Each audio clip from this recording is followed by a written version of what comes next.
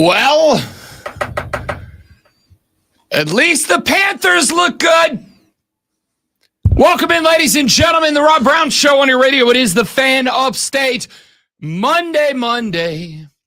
Not so good for SC or Clemson or a lot of other teams around the college football landscape. But hey, we had a weekend, didn't we? We had a weekend. We're back. We're ready to rock and roll. Good AM to you, people. I am Rob Brown on the other side of the metaphorical glass, the guy in charge of every sound that will enter and therefore pleasure your ear holes this morning. The great Ramonza. That's a version of the question that was asked many times around the upstate on Saturday. Not great, Bob. Not great, Bob. Who that said it? Okay, well, that's just personally offensive and unnecessary. Everybody. Excuse me while I whip this out. You know, I was gonna have. Yeah, stop it.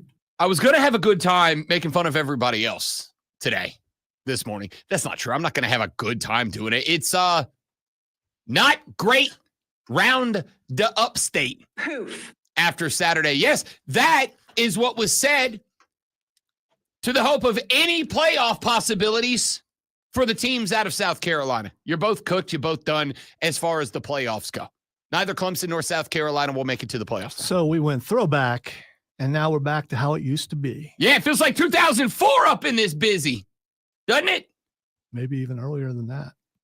For the first time in 2025, neither South Carolina nor Clemson, as they should not have, received a single vote in the Associated Press Top 25 poll, which, by the way, I have my own massive set of problems with this morning. We'll come to that later because who cares about everybody else right now? I mean, I got to tell you, Zoe, I think you have to add a sad rooster to the lineup now. I think we have to have a sad rooster. What were the expectations for South Carolina? Not this. Also, not what Clemson's expectations. Maybe not. And you interrupted my 10-cat salute, but that's fine. 10-cat salute. I wasn't ready for the 10-cat salute. I didn't know we did a 10-cat salute. Can we get a version of taps? That's like meows? Like someone talking again during a moment of silence. What are you doing? The playoffs are dead for both of these teams now. More importantly, I think the disappointment level is at like 16 out of 10. It's got to be. Here's the issue. And I know we talked about it at length last week with the Gamecocks, but I'm sorry, Clemson, I'm lumping you in this one. What a couple of teams that just didn't have it. Oh, no. They just didn't have it. Like, what am I looking at for both of these football teams? What am I looking at if I'm a fan or if I'm an analyst or if I'm a fanalist? What am I looking at to say, yeah, it's disappointing, but we're okay? There's nothing. I've got a Clemson defense that was supposed to be the heart and soul of this team that's getting absolutely cooked by Cuse. Yeah, I heard that too. I heard that at least the defense is good. They weren't. And by the way, how about give some credit to Syracuse? I am going to give a lot of credit to Syracuse because they did play their ass off. They absolutely did. And Steve Angeli, I feel awful that kid has the injury he has. You know what this is? People aren't afraid of Clemson anymore. There was a time, during the national championship run where teams would be a little bit afraid coming in, playing the big boys, the bad boys. They're not that anymore. So there's no fear. And when there's no fear, then that gives you a little bit of an edge. I think that is, I lived through the Bama years. I think that is certainly true. But I would also say that to some degree that might be largely true across college football. Like, it doesn't you feel. Come in, you play a couple series, and you go, wait a minute, we could beat these guys. these guys say, oh, okay, we got this. And Yeah. then the confidence builds to the point where there's no mystique there anymore in Death Valley. There just isn't. I don't think there's a lot of that in college football as a whole, but there's another, you're right, but there's another element to that. And I said this Saturday. I had a couple of friends came over for the Saturday games, and we were watching the end of that Clemson game. We watched the South Carolina game together as well. And one of the things that I pointed out was, I think we are in the era of the football dude coach, right? Like football dudes. Who have I been giving credit to the last couple of years? Brent Key, Clark Lee, Vanderbilt and Georgia Tech's head coaches. Those are two guys that over the last year have given Clemson and South Carolina either scares or straight up L's, homie. We're in the era of the football dude. You know who else is a football dude? Fran Brown. Fran Brown is a guy. Remember coming into this year when I said there are teams in the ACC that make this conference intriguing this year. Brent Key was one of those guys. Manny Diaz at Duke was one of those guys. Didn't guarantee that they would be successful, just said that they make it interesting. Manny Diaz, different reason. I said, well, it's interesting this year because Duke won 9 last year, and they went and they got one of the most sought-after quarterbacks in the transfer portal. Did Duke win 9 last year because Manny Diaz got his ass whipped at Miami and he put together some lessons to bring with him to Duke? Or did Duke win 9 last year because Mike Elko, the best coach Duke's ever had, left the cupboard stocked? And it looks like the answer was the latter. But it was still intriguing. But there were a couple of coaches in the SEC that I said, watch out for this guy because this dude's just a football dude. Brent Key was one of them. And Fran Brown was one of them. I said Fran Brown's name a lot. And after that win in week 2, when Fran Brown sent his team to the end zone and had them running wind sprints on the field after a win, and Fran Brown took a lot of heat, right? People were like, oh, what is this, 1952? You got your team out there with fans still in the stadium. You got the fans out here running wind sprints, or the team out here running wind sprints in front of the team. And like Sports Center and College Game Day Final and all these TV programs were going ham on the guy. And that next day I came in on the show and I was like, that's the move of a football dude. That's the move of a guy who, like, not that you're taking it back to the old school, but that is kind of one of those things where you go, you're going to respond one way or the other. Either you're going to look at the coach and you're going to go, this guy's a dork, I don't want to play for him. Or you're going to respond and you're going to go, we better get it together. Like we're clearly not living up to the set expectations. And the answer, it appears, was that one, because Syracuse came out hot. And I do not disagree. I do not think that Death Valley holds the intimidation level that it has held in years gone by. I think you're absolutely right. But I think there's a lot of different reasons for that. One of them is, Clemson's just not as good as they were. Number 2, they're not as good as we thought they were. Like, they are obviously a beatable football team right now.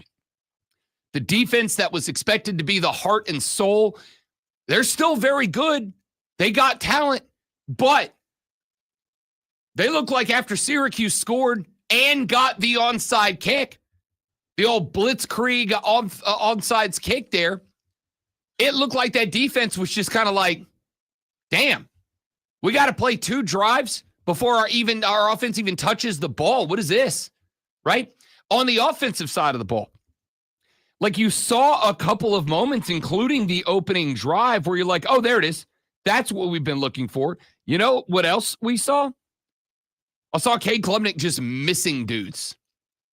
I saw an offensive line that was just like not in the right spots, not doing the right thing. I don't know. I don't know.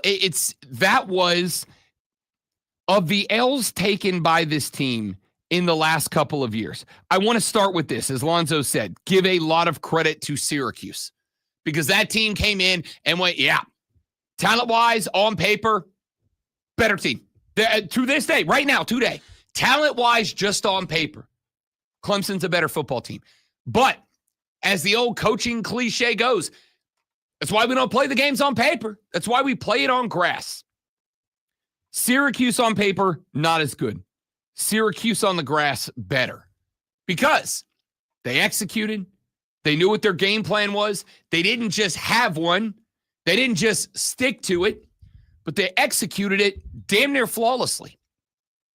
And even when their starting QB goes down, is out for the year, which that makes me sick for Syracuse. But even after Angelique goes down, they just send in the next guy. Like, I hate the phrase. This is one of those spots I frequently divest from football dudes. I understand that this is not what they mean when you use the phrase next man up mentality. Got to have that next man up mentality. And I get the point of that expression. The point of the expression is if a guy goes down and he's a guy, the next guy has got to come in and he's got to attack it as if he's the guy. I get that. But that's not usually the way that I think fans use it. I think fans use it with this idea that, well, if a big name goes down, you just plug in the next guy and keep going. Well, there's a reason that the next man up is the next man up and not just the man. There's a reason the man's the man and the next man up is the next man up. So when Gili goes down, and as much as you hate to see this, and as much if you are a Clemson fan as, yeah, you want to beat them at full strength. You want to beat them at their best. At the same time, your season is on the line. There was not a snap in that game. Zoe, tell me if this is too far. I don't think it is. There was not a snap in that game from the opening kick to the final whistle. Not a snap in that game where it felt like Clemson had any come from behind power. Yeah, it was weird. And not just the team itself, but the crowd. And that rain delay, the fact that people didn't come back, they used that excuse. Oh, I guess it was a lightning delay, but there was a lot of rain too. But that lightning delay, if you noticed the crowd afterwards, they were gone. In years past, even with the lightning delay, they would have come back in that stadium, would have filled back up, but it did not. Oh, man, it's just like there wasn't a point. I go back to the Georgia Tech game. Even in the Georgia Tech game, yes, Georgia Tech jumped out. Georgia Tech was in a good spot.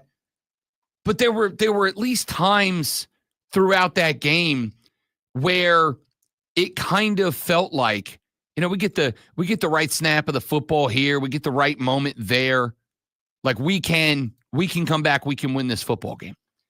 It never felt like there was a spot where I looked and went, all right, one snap of the ball the right direction, one big play here, one Adam Randall break off, one Antonio down the field, big pass, just one snap, one play here. And this game, this narrative gets flipped on its head. Never felt like that. From the moment that Cuse got the opening drive touchdown and then got the onside kick, you had maybe you had a little fleeting glimpse of that when Cade threw the touchdown to Antonio on their opening drive. You're like, okay, all right, you're still down 3, but there you go. That's an early backbreaker. Syracuse defense now got to be going, oh, crap, here come the Tigers. And then that didn't happen at all. It's like after that, just the guts went away, man. Like everything I said about South Carolina last week after Lenoris went down. So you're saying they didn't bring their own guts? I'm saying I don't think they brought anybody's guts. Like, I'd have been fine if you'd have brought somebody else's guts. There was no guts. Everything I said last week about South Carolina, I think it is abundantly fair to say the same thing about Clemson now. Like, that's just bad. It's just bad. It's just embarrassing. It's just bad. We're going to talk about the X's and O's. We're going to talk about the takeaways. I got some audio from Dabo's post-game press conference. I'm going to tell you now, right this very second, I've got the media schedule for this week for the Clemson Tigers waiting for me in my email. I got a sneaky suspicion, great one. I got a sneaky suspicion Dabo's press conference this week ain't going to sound quite as as last week's press conference, is it? I love it. I saw some people posting like a Batman spotlight, but it had Tyler's name in it. Thought that was pretty good. Tyler from Spartanburg, we need you more than ever. Dabo, you have failed this city. Oh, that's Arrow. That's a different thing. My superhero streams are crossing, but you get the point. I think Dabo's press conference just became must-see TV. And I'm going to call the shot now. I suspect, and I'm going to say this respectfully, though I don't know that there is a way to say it respectfully that doesn't sound disrespectful. I'm going to guess there's going to be a healthy amount of Polilo Clemson in the press conference this week. I don't think we're going to be getting the history lesson from Dabo Swinney. I don't think we're going to get the, if you're criticizing us, you've never been a real fan lecture from Dabo this week. So last week we were talking and you said you didn't see anybody calling for Dabo's job. Have you seen it now? Because I've seen it in abundance. Yes. I also sent you something. I don't know if you have it or not, but I just sent it to you. So check it out during the break. I think the answer to that is yes. And I think that it has begun to creep into the more reasonable fan. I will say this. I think Did you read any of Cole's posts? I have not. But now I need to go do that, obviously, immediately. I think that the one thing that I have seen the most so far,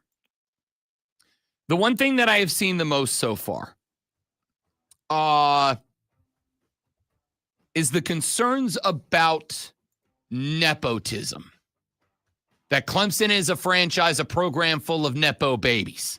Because somebody went and posted the coaching and administrative list of people that are former players or they have familial connections with admins and coaching staff, et cetera, et cetera.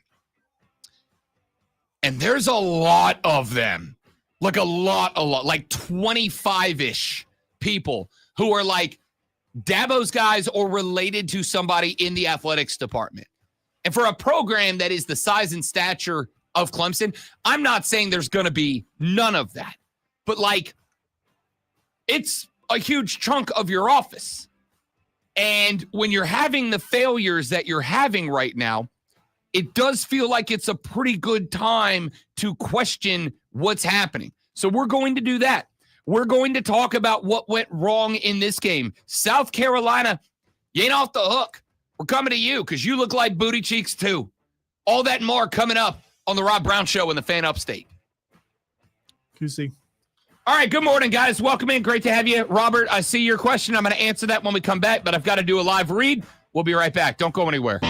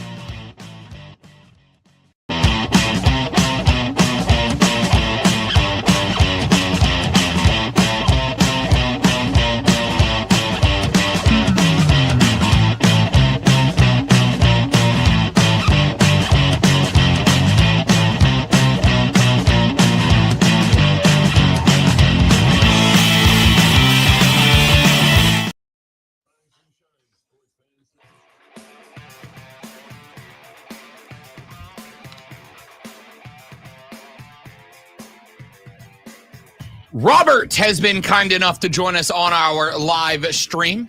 Facebook.com/TheFanUpstate. The Fan Upstate on Twitter or on YouTube. The Rob Brown Show on Facebook, YouTube, and Twitch. We'd love to have you join us this AM. Robert is one of the 6 a.m.ers that has joined us here on the stream. He said, is the ACC that good, or is Clemson that bad? Heavy thinking, scratching the chin emoji. Robert, the answer is, I think, as most things are, on a gradient, or as we call it here on the show, the sliding scale of truth. On one end, you have, hey, the ACC is a real and respectable football conference. And on the other side, you have Clemson has completely and entirely fallen off the cliff. The true answer is somewhere in the middle. Now, I went through this preseason trying to let the people know, I think the ACC is a better football conference this year than people are giving it credit for. I think it's a better conference than anybody wants to acknowledge or admit. And I did think that at some point that would prove itself to be true on the football field. And granted, we're only, 4-ish weeks into the season so far. But I would say so far, we're getting a pretty good indication that while not the Big Ten, while not the SEC, the ACC is better than expected. You have a Georgia Tech team that is 4-0, ranked inside the top 25.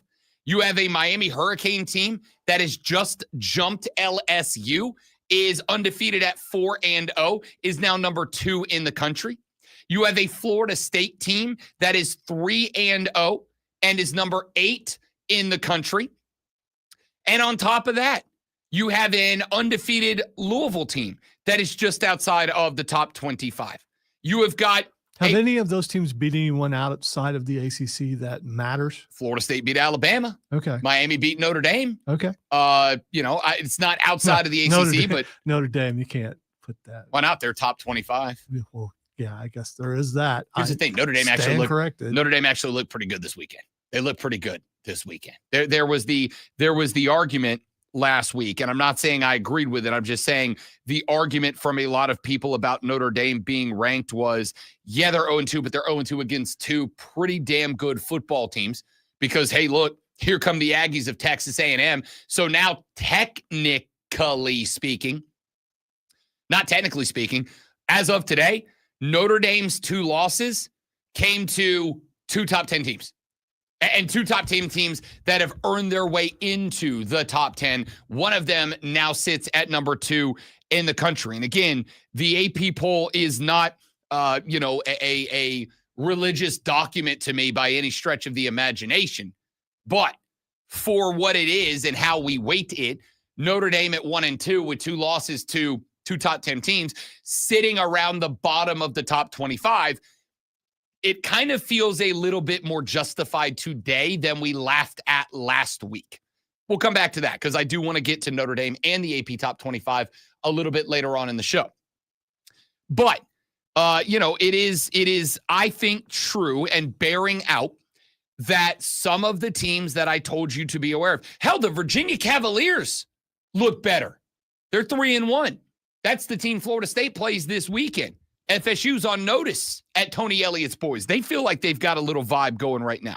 So the point here is I think there is some accuracy to the Atlantic Coast Conference is a better football conference than a lot of people, except me, thought it was going to be this year. But on the flip side, Robert, I think the other side of that equation is probably a little bit more true. That it appears the wheels are falling off of the Clemson Tiger program right now. Because it's kind of like South Carolina. There are things about good programs or programs that you think are good or programs that are on an upward trajectory. There are things about those types of programs that I think you take for granted because that's why they're good. With Alabama, it was always for granted that Alabama, when Nick Saban was in charge, was going to have some absolute bleeping monsters across the offensive line on both sides, which is why there's a not insignificant number of offensive and defensive linemen around, same with Georgia, around the NFL. And that is because Nick Saban and Kirby Smart took this lesson from him, from Nick Saban. You win from the out or from the inside out. You win from the center position moving outward from the football. That was always something you could take for granted with Alabama. And I think you can probably still, to some degree, take it for granted with Georgia. With Clemson during the heyday, you could always kind of take for granted that Clemson was going to have a quarterback whose hands you weren't afraid to have on the football in big-time situations. Right now, do any of you trust Cade Klubnik in a big-time situation? I think the answer's got to be no. Did you trust DJ Uiagalelei in big-time situations? I think the answer was maybe more than Cade Klubnik, but no. And so if we don't trust that about the quarterbacks, then one of the other things we can say we don't trust anymore is Clemson just going to have the next guy ready to inherit that throne? And I think the answer is no. I was watching this game with a big-time Clemson guy, like booster donor season ticket holder, who just didn't go to that game Saturday, by the way. Like, he's at every game. He was not at that game. I'm like, why didn't you go? He's like, I don't have good vibes about it right now. Game ended. He's like, Rob Brown, that's why I didn't go. Because if I was down there right now, I would have been PTFO. It's like, yeah, all right, that's fair.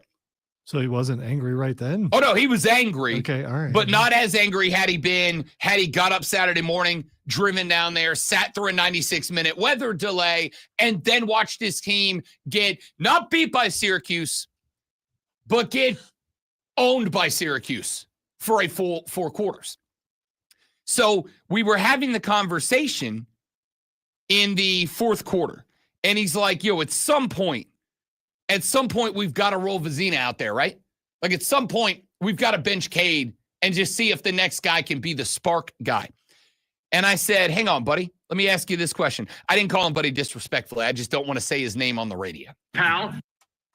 I said, let me ask you this. After the DJU experiment was an abject failure, after Cade Klubnik is, I would say now, respectfully, a failure, do you have any level of belief, hope, faith that the next guy's the right guy? Like, you've missed on 2 in a row. Do you have any level of confidence despite all of the wonderful things that have been said about Chris Vizina? That you're just going to plug that guy in, and even if he's rough around the edges, he's the spark guy? He's the dude. He's ready to go?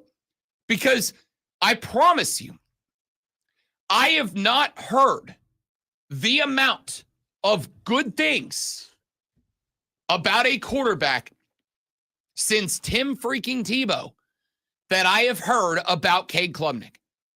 I mean, at ACC Media Days, I was at the I think second or third night, it doesn't matter. They threw a little get-together at one of the bars by the hotel, media exclusive. They rented out a bar. They brought all the media there. And it was just kind of a meet and greet, shake hands, network, get to know each other kind of deal. Cool. So I was sitting in a booth with a friend of the show, Susan, and a couple of other media people that I had either been introduced to or met during the days. I think there were like 6 of us sitting at a booth around a round table. And I think 4 of them were people there that were covering Clemson. And we were talking ball. And at some point, Cade Klubnik was being discussed. And I said at one point, are y'all sure?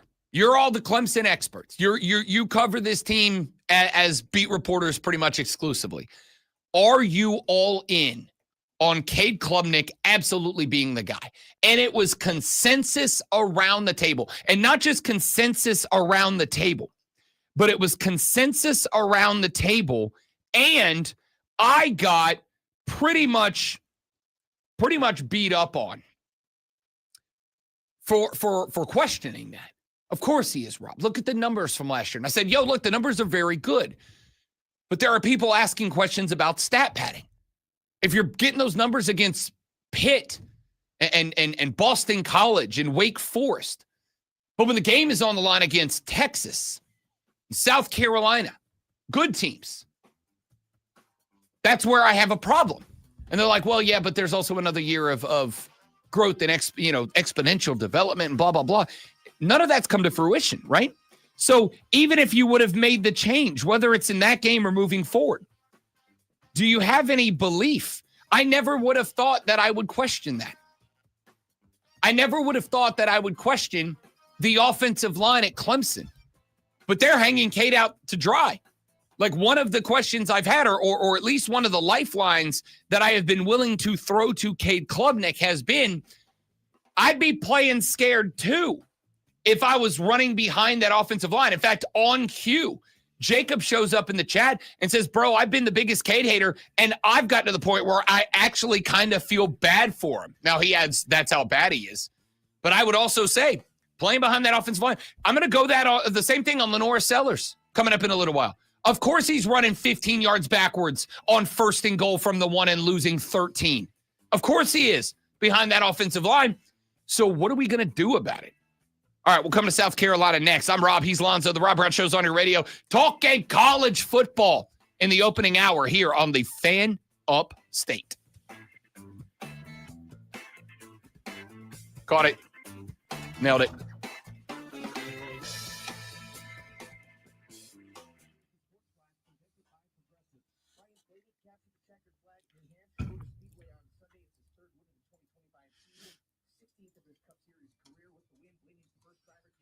Okay, why can't I hear that?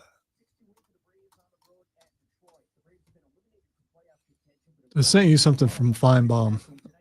Oh. About Dabo. That John Blau actually posted. I already know what it is.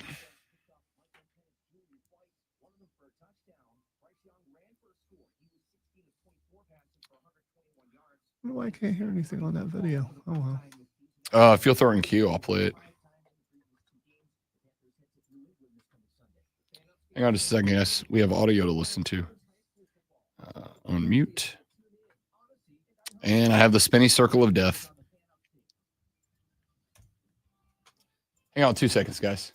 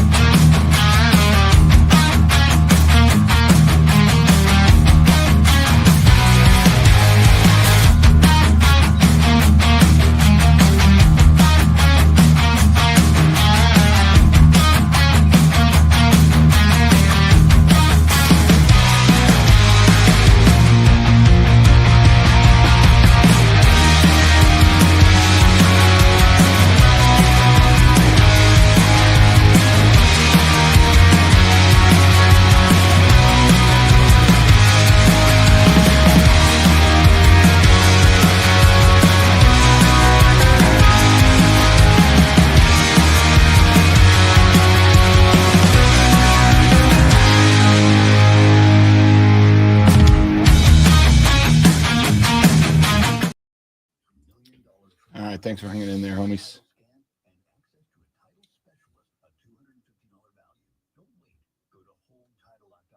Dev already shut that down. Same with Hillers and Beamer. Which part, Patrick? The season, maybe?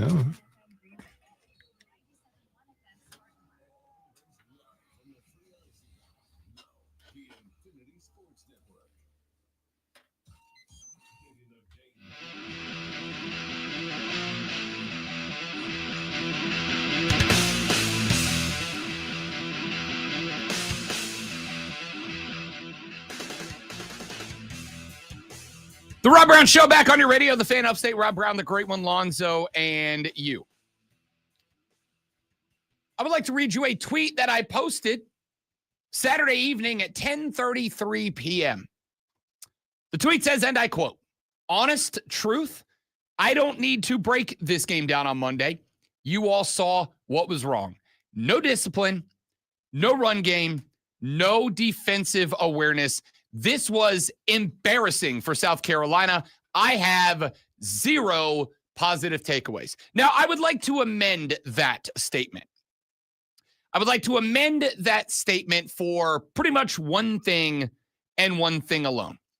The one thing that I would like to amend that statement for is I actually think I probably need to cool it on the criticism of Lenore Sellers in this game. Now, he was not good.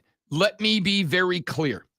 The take here is not, oh, Lenore Sellers was great, and if only the team would have done their job. That's not it. Because Lenore Sellers had a lot of mental mistakes in this game. To the fact that I will say now, after an 0-2 start in the conference, I think the Lenore Sellers for Heisman campaign is over. Not as over as the Cade Klubnik for Heisman campaign, but over enough that it's over. 18 of 28, 302, 2 touchdowns, no interceptions. For a lot of quarterbacks, that's a pretty good stat line.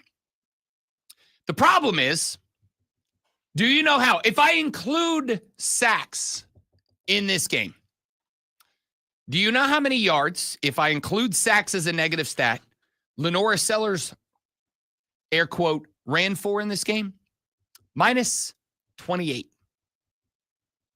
If you need it, the South Carolina Gamecocks in this game ran for a team total, sacks included as negative yardage, minus 9 yards in this contest. That's running the wrong way.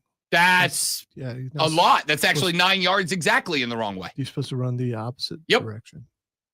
And just to put that into perspective, if you were to remove Lenore's rushing total from this contest, the South Carolina Gamecocks would have run Great One for a whopping 19 yards in this contest. Now, all at once or separate? No, it actually would have been broken up if I take Lenore's out of that equation. That would have been a dozen rushes for 19 yards, which is, however you want to slice that number up. And I feel good about using this term. It's not a term I use very often because it is a very complex scientific term. Real bad. That's real bad. It is especially bad when you rush for minus 9 yards, take the sacks away from that total, and it is 19 yards, and you give up, and no, this is not a verbal typo, 285 rushing yards to Missouri. Now, I would like to be crystal clear. Ahmad Hardy is a really good running back. But there's another problem that I had with the defense. Well, there's really a bunch of problems I had. The first one leads to the second one. Never thought that I would say this. Much like I said last week, there are very few things about South Carolina I did not think that I would question at any point this year. One of the things I think that, or I did not think that I would question, physicality on defense. Yeah, even if you're not real good even if you don't have a ton of talent. What I fully expect is that you'd come out there and wrap some dudes up and drive through the chest and tackle. Instead, what I saw, and I'm about to sound hot takey, but I mean what I say, was soft. And I'm not talking S-O-F-T. I'm talking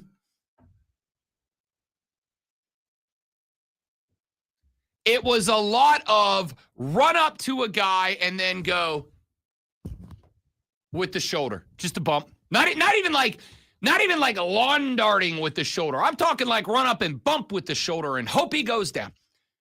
I was embarrassed for South Carolina. Not for South Carolina. I was embarrassed for you because now the one thing that I have been saying for a hot minute now, yeah, look, it's going to take a little while to get talent into this program. It is unfortunate, but true. This is not something that Shano, waves a magic wand and says some magic words and a bunch of 5-stars show up. It's going to take time because you've got a bunch of narratives that you've got to overcome.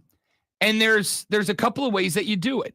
One of the ones that I have pointed out, and I said this last week, remember on, Wednesday, when I said, is it me or for going into what feels like it should be a pretty massive week? Is it like disturbingly quiet around Columbia, South Carolina right now? And somebody, I think it was Jacob on the stream, said, Rob, why is that bad? I always got taught work in silence so you can celebrate in public. And I said, yeah, like for a lot of people and outlets and places, that's absolutely true. But you are going to have success by being the brand and being outward facing and getting people excited about you.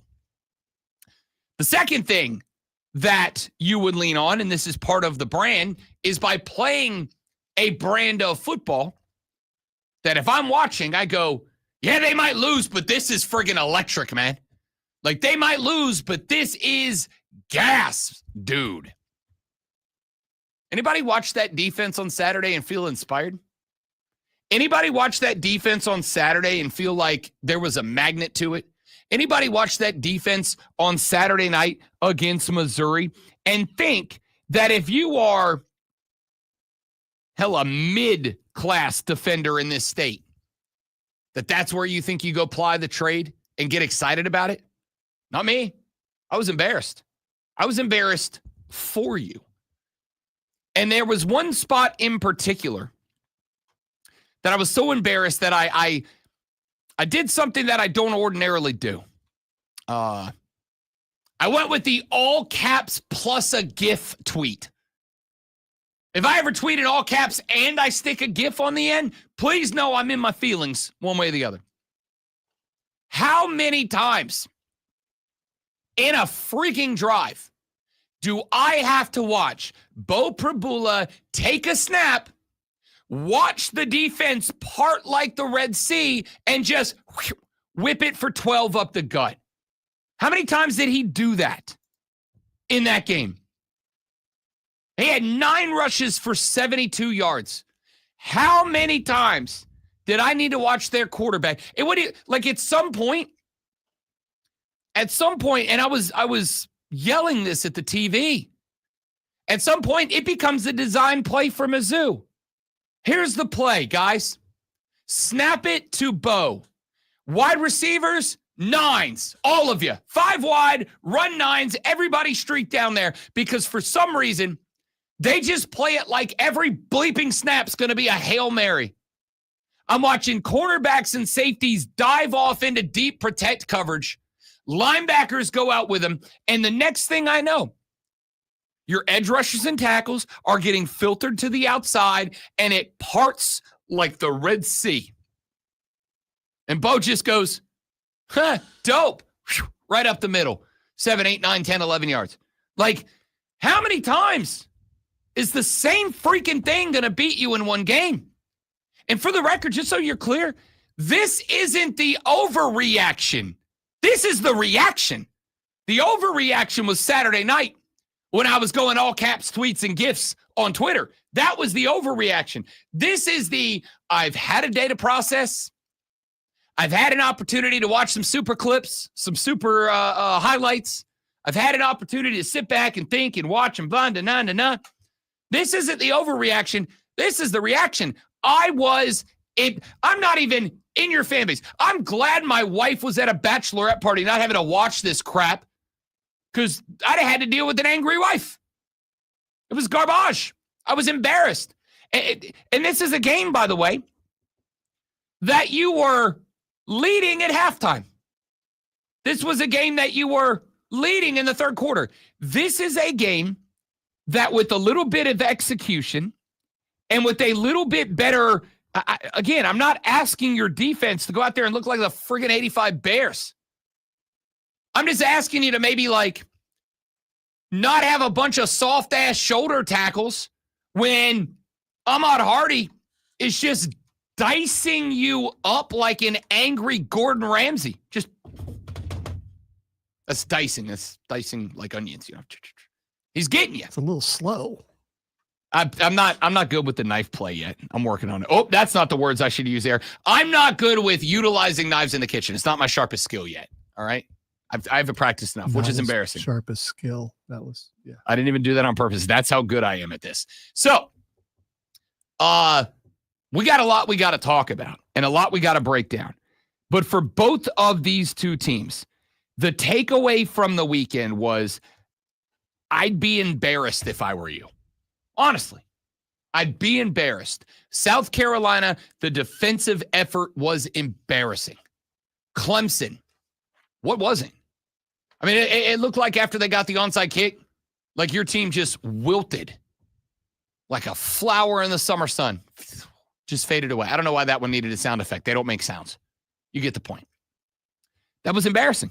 The entire upstate on Saturday, I have to assume, was embarrassed. At least the people I watched was. Now, coming up later on in the show, let's talk about the reasons why. I just gave you one on the field for South Carolina. I got one for Clemson as well.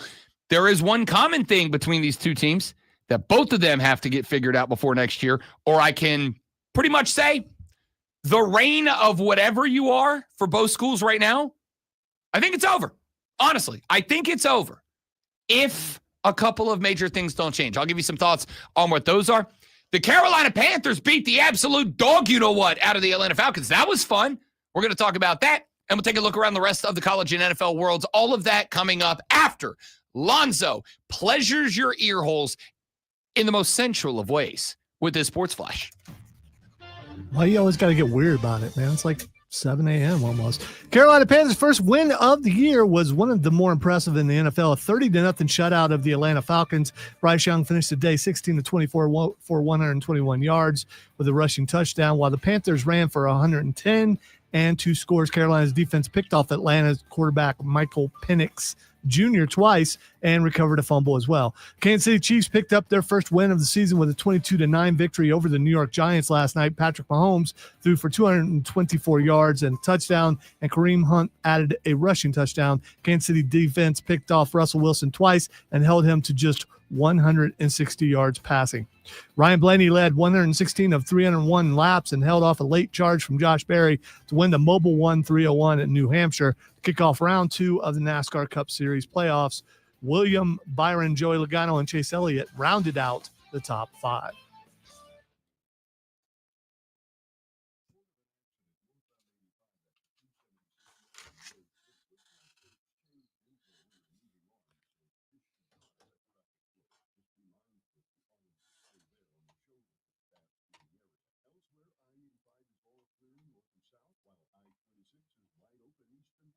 We'll be back. I'm going to yawn really big.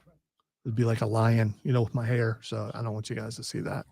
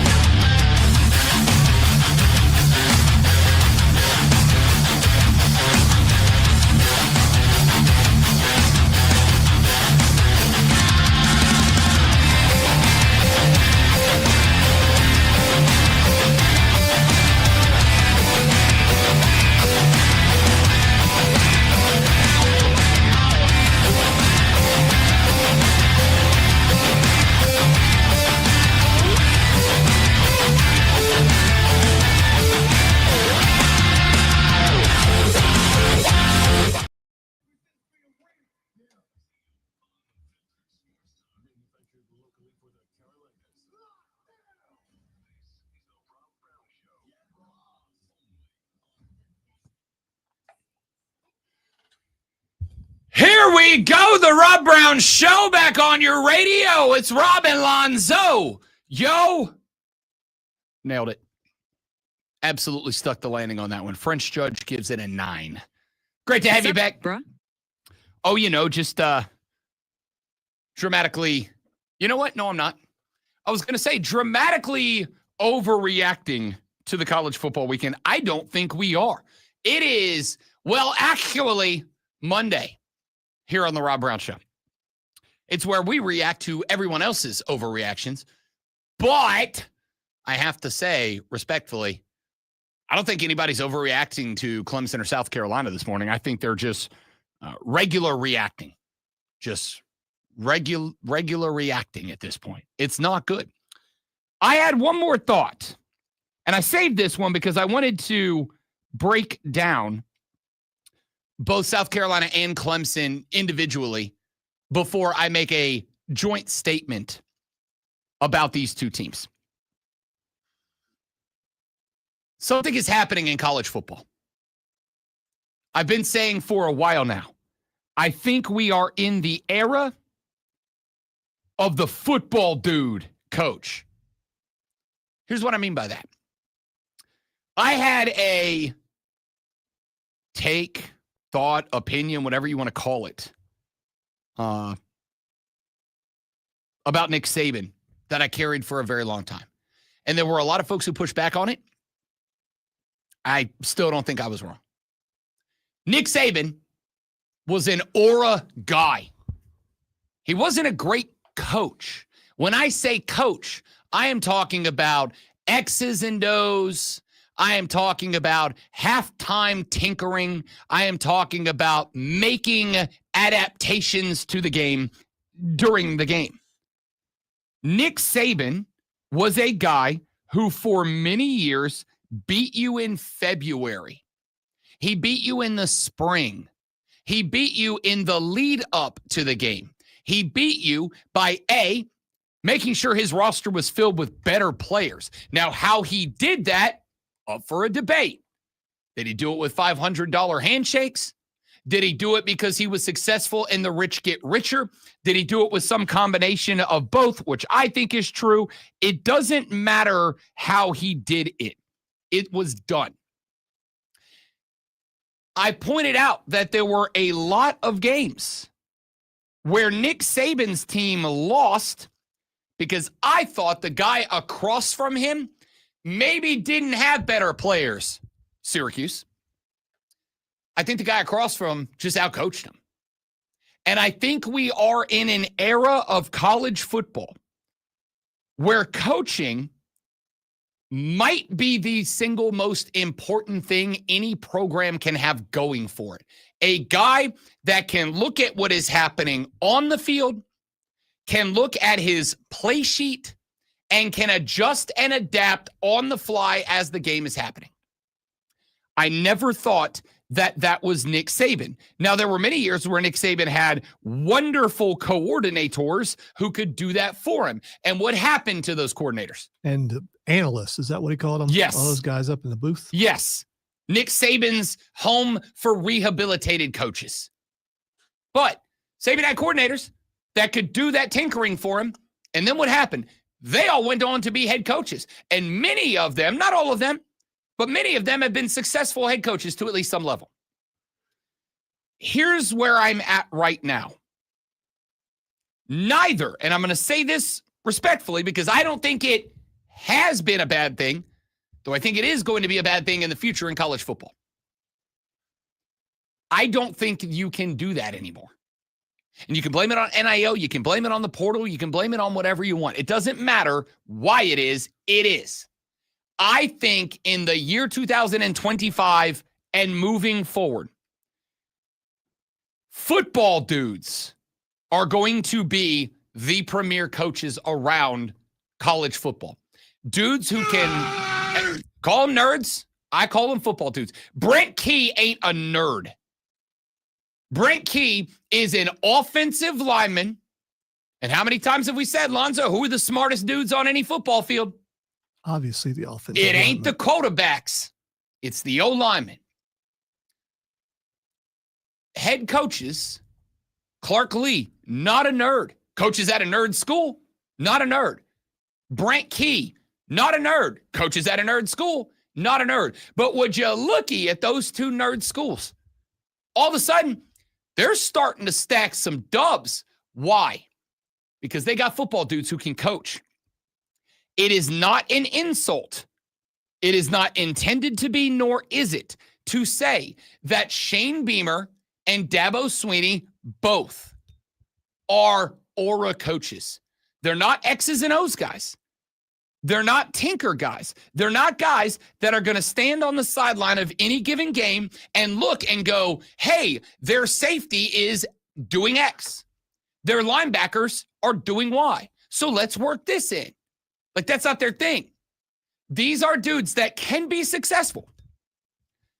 But in order to be successful, they need those guys as their coordinators. The problem you're going to have, I've said for years, like I was talking about Brent Key after they beat Clemson last week, and I said the biggest issue you have right now if you're Georgia Tech, if you are Vanderbilt, is that programs like Florida are looking at Brent Key and Clark Lee right now and going, y'all go ahead and start getting the Brinks truck ready because we're about to back one up to the front door of these guys' houses to get them down to Gainesville, right? And if you're a Georgia Tech or a Vandy, realistically, with a few rare exceptions, you're not going to have the money to keep those guys in the crib. The best thing you have going for you is if you get Brent Key and he goes, no, guys, I'm a Georgia Tech guy. All I've ever wanted to do was coach my school. And I'm going to stay here until they tell me to get gone, not when somebody else asks me to get gone. If Brent Key sticks around at Georgia Tech because he just loves the program, Georgia Tech one day can be elevated into the upper echelon of Georgia of college football because Brent Key is a guy who looks at the football field, sees what's happening, and makes adjustments. Dabo's not. Shane's not. Those guys need coordinators like Brent Key and like Clark Lee. But like Brent Key and Clark Lee, I wish their names weren't so much in rhyme with each other because that would make this easier. Like they are going to be recruited to go be a head coach at a bigger school. Coordinators who prove that they are able to adapt and call plays on the fly that match what is happening on the field and take advantage of that. Those are your new, we got to find those guys to be head coaches. So this is why I have been saying for a while, it is not just about Shane and Dabo making coordinator changes, as I think, with the exception of maybe Clayton White on the defensive side, although I got to tell you, after the embarrassing display that South Carolina's defense put on this weekend, maybe even that one. Not only do coordinator changes need to be made right now, but you better go find the right type of coordinator. Going to find a guy because he fits the vibe of the program, that's not it anymore. You are now in the era where I think, and I mean this, coaching in college football may be more important than coaching in the NFL now. Like, it might be more important to have guys who can see the field, understand what is happening, address it, react to it in real time, in game.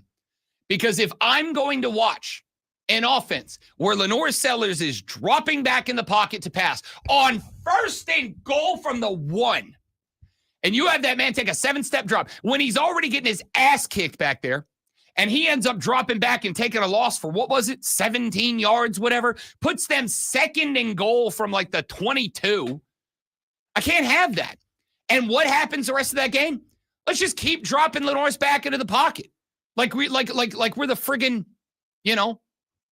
2009 Saints. The officiating wasn't that great in that game either. I agree, Lonzo, but we can't put this on officiating. No, I know. They got their ass kicked. I think officiating this year in all of football has been bad. I don't disagree. But that is one more thing happening on the field I need guys to adapt to. If you recognize that you're not getting holding calls, well, you better call plays that work around wherever the deficiency is. We're not doing that. It's just the same crap. This is something plaguing Clemson for the last 2 or 3 years. South Carolina fans are feeling it right now. All right, I want to come back to that theory in a little while and see if it holds weight with you guys. We'll get to that in a little while, but it is 7:10 in the morning. You've got less than 50 minutes till you got to get to the office, and you've got to start killing time until we get to Monday Night Football tonight, and then killing time until we get to football on Thursday night, and we reset for another spectacular weekend. How do you kill time? Real easy.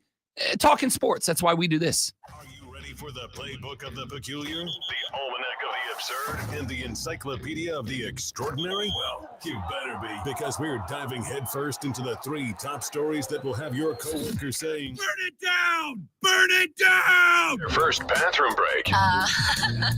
No. Here we go! Welcome to the Water Cooler Cheat Sheet on the Fan Upstate. It is the Water Cooler Cheat Sheet, the top 3 sports stories you need to know before you get to the office and start killing time talking sports with your manager, your boss, your coworkers, whoever it is you spend time talking with them. This is what you'll be talking about. Allow us, if you will, ladies and gentlemen, to dive right in with item number 1. Final scores don't often make the Water Cooler Cheat Sheet as their own item. This one does.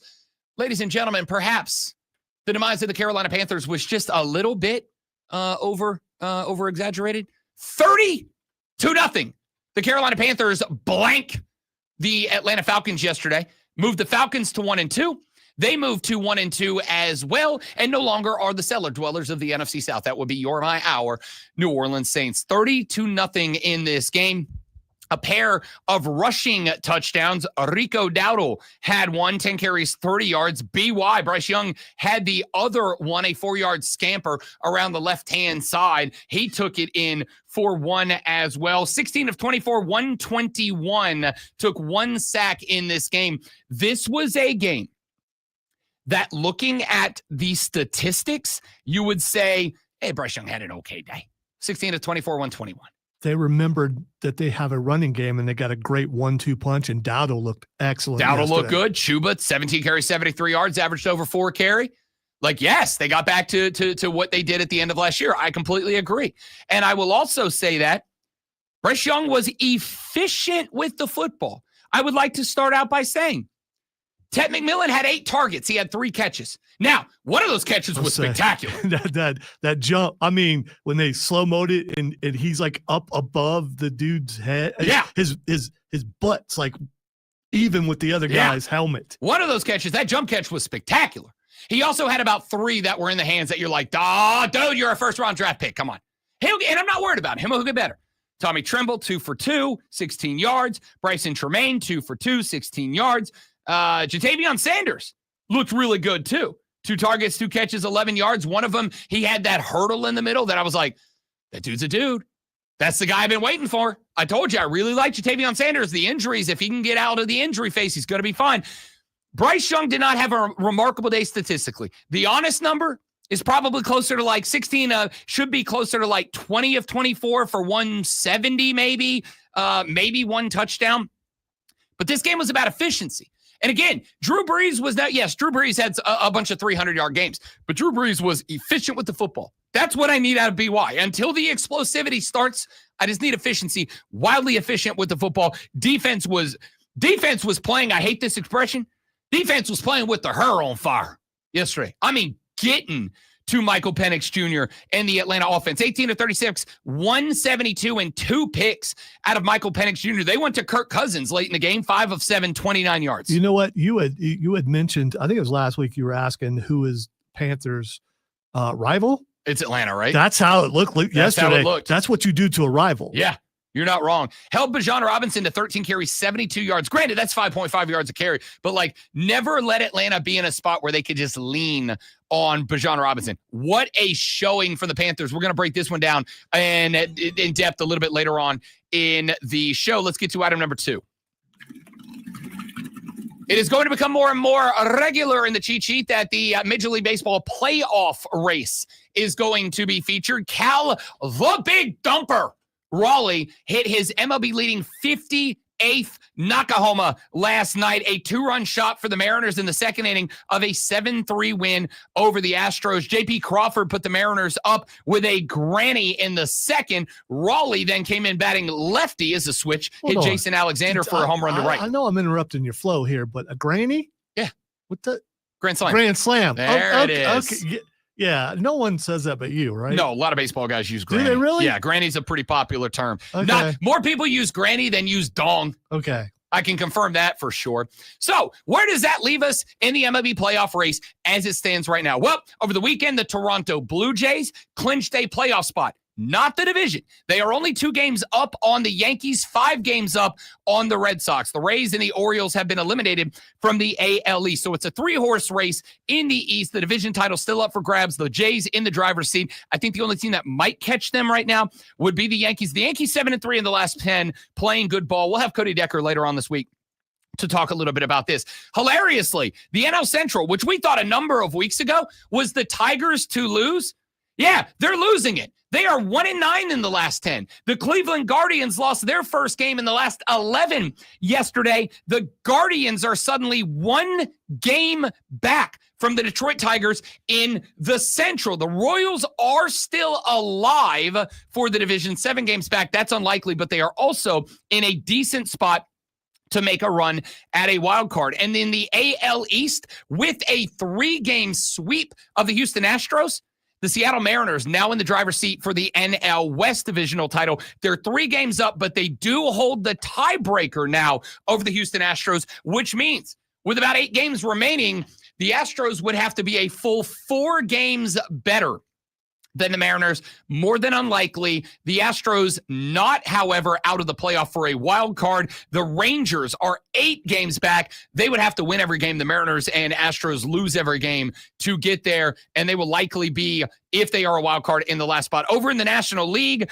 2 divisions have been clinched. All 3 divisions have been clinched. The Phillies clinched the NL East. The New York Mets are LOL Metsing. They are 12 games off the pace, so that is clinched. The Mets in a playoff spot right now.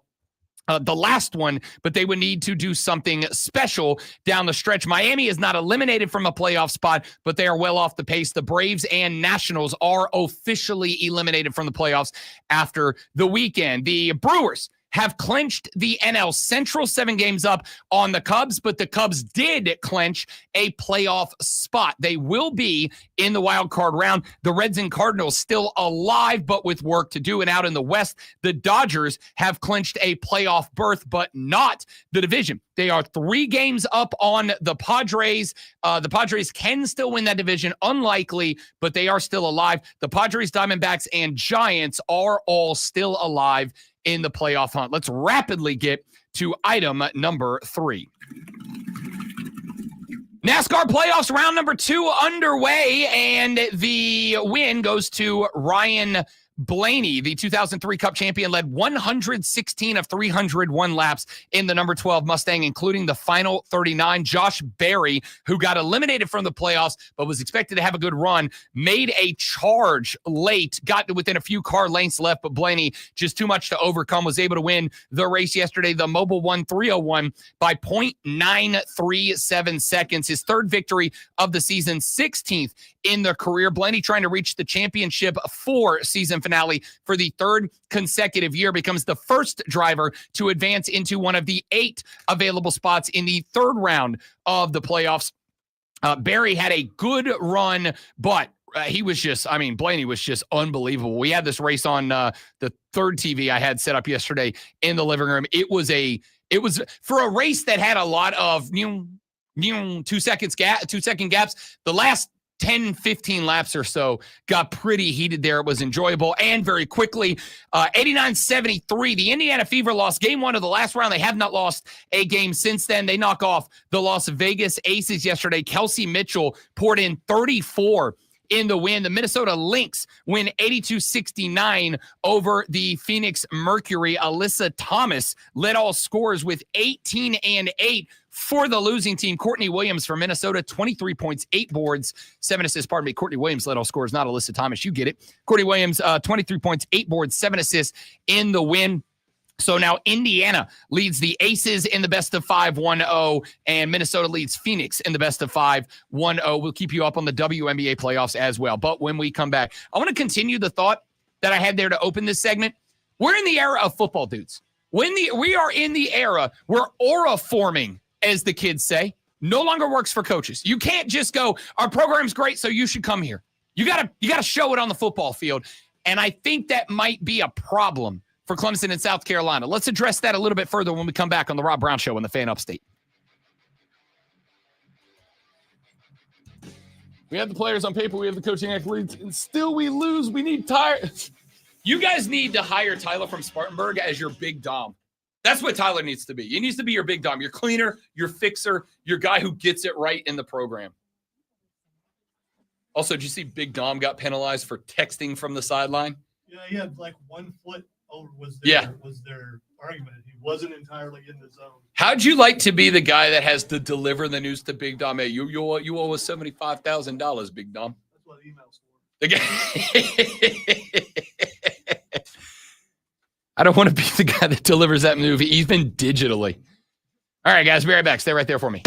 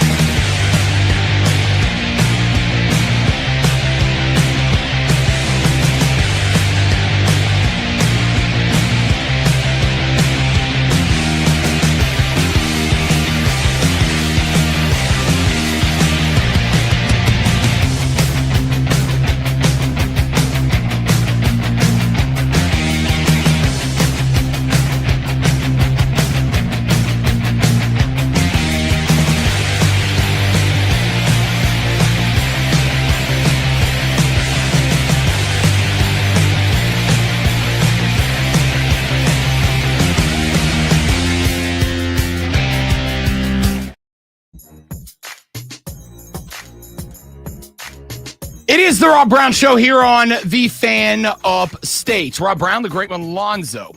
I'm working on a theory right now, and I would like to spend some time this week. Not tonight. The wife's back in town for one night. We're doing dinner and football tonight. She'll be out of town the next 3 nights, and I will be putting some effort into this. Because I'm working on a theory right now developing in college football. And that theory is, and it is going to be a tough one to prove because this is going to be absolutely filled to the brim, and this goes against my nerd mind, where I say that the only things worth evaluating are tangible, are empirical, are things you can show with data and numbers. But let's be honest, the real world is full of subjectivity. This is going to be one of those spots. I am working on a theory that the era of coaches who are successful due to their, I'm going to use the word here, charisma, I think is coming to an end. Now, that is not to say that coaches who are successful will not have charisma, or that coaches that are unsuccessful will have charisma.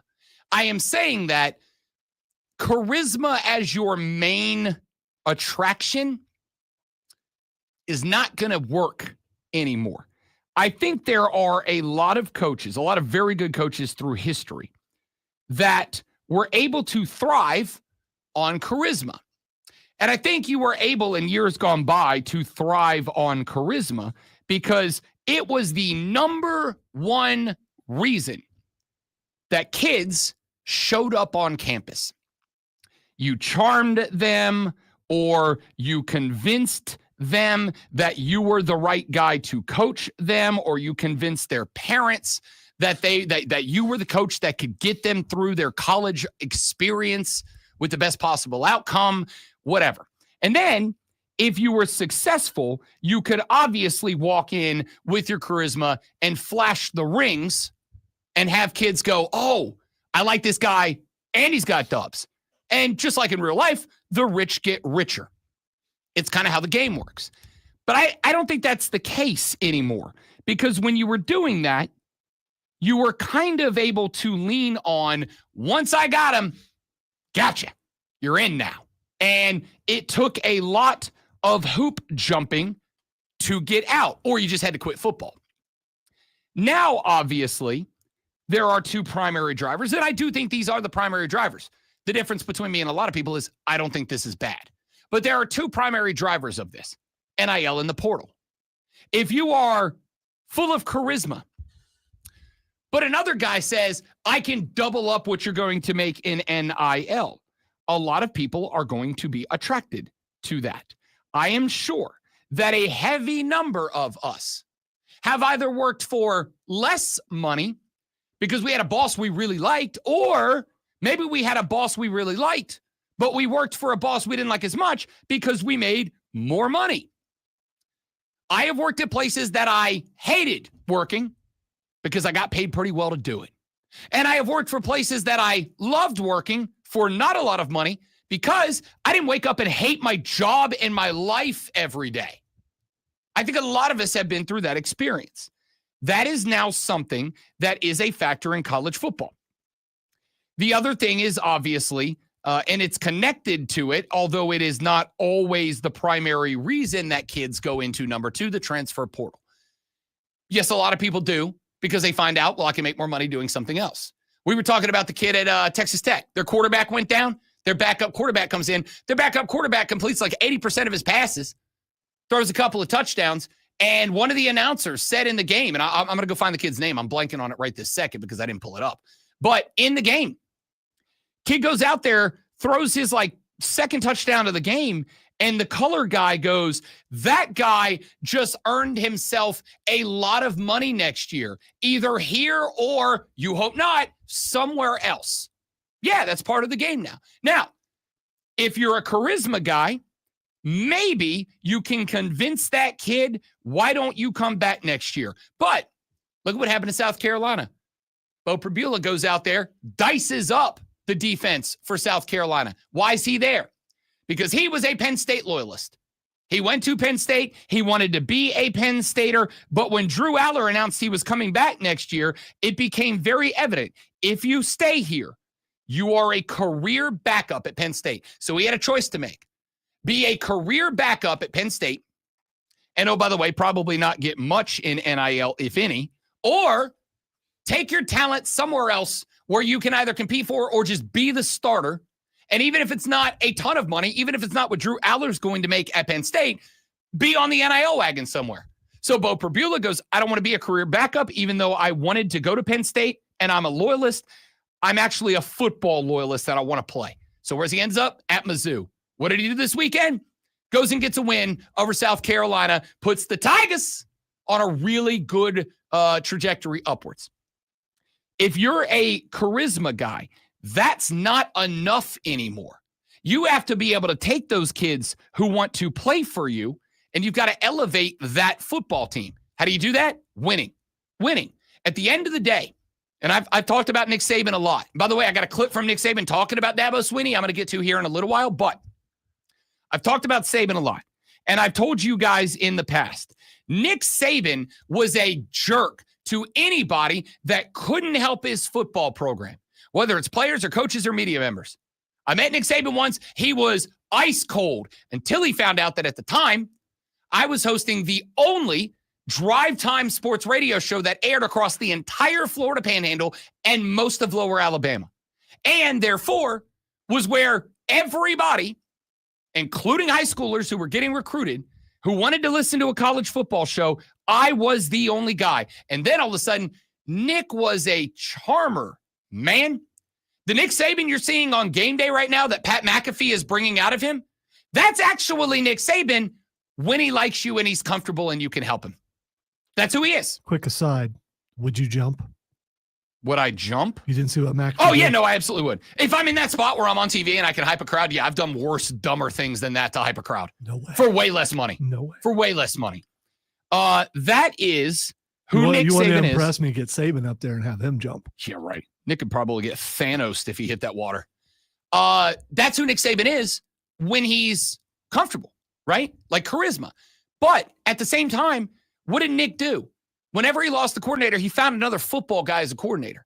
And on top of that, he used his charisma to build a roster full of dudes that were very clearly the best team on paper. Luke with Greenville Gatos jumped in the chat. He said, coaches are still going to have to motivate their teams to work together. I think Dabo was good at motivating chemistry when players were trapped. Now when things go bad, he can't keep it together. Listen, Clemson has one of the highest retention rates on football teams of anybody.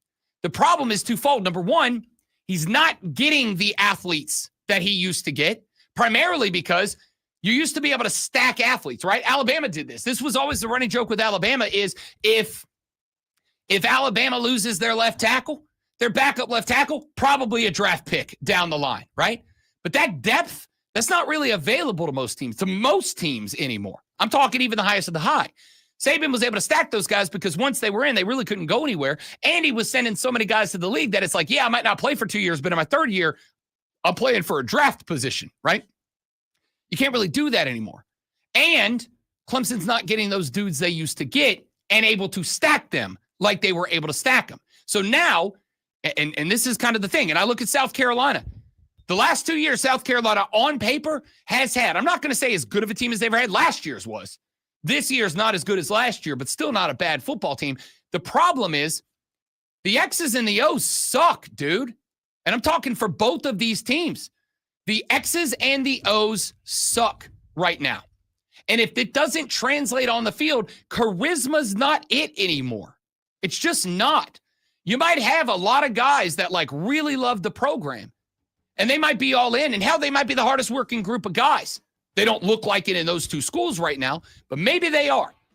But even if you're that, you've still got to go out there and call plays and execute in a way that fits what you have. What is the war cry for coordinators been for me for years? I don't want the best game plan out of my quarterback, or out of my coordinator. I want the coordinator who has the best game plan for the guys that are on the field. I want a coordinator not who adapts the players to what he wants to run, but adapts what he wants to run to the players. This is what I've been screaming since week one.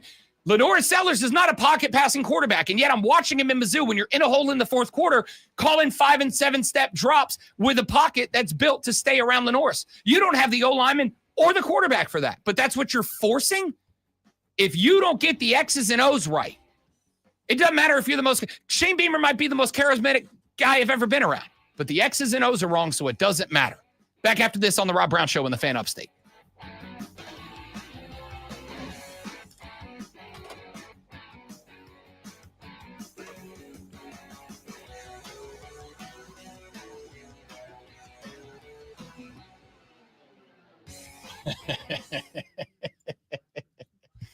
Hey, we'll see. We'll see, James. That's going to be the other thing is, do we start to see the reach start to grow? I think it kind of has to, right?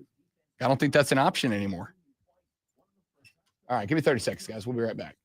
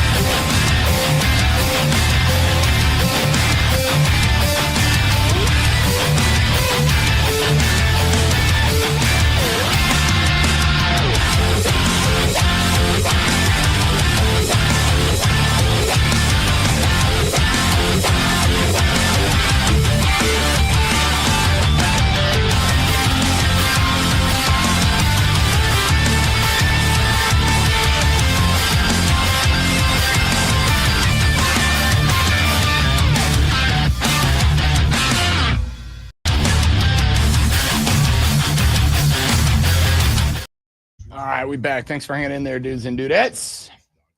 Back. Texas Tech, one of the highest spending NIL teams out there, and coach is a football dude.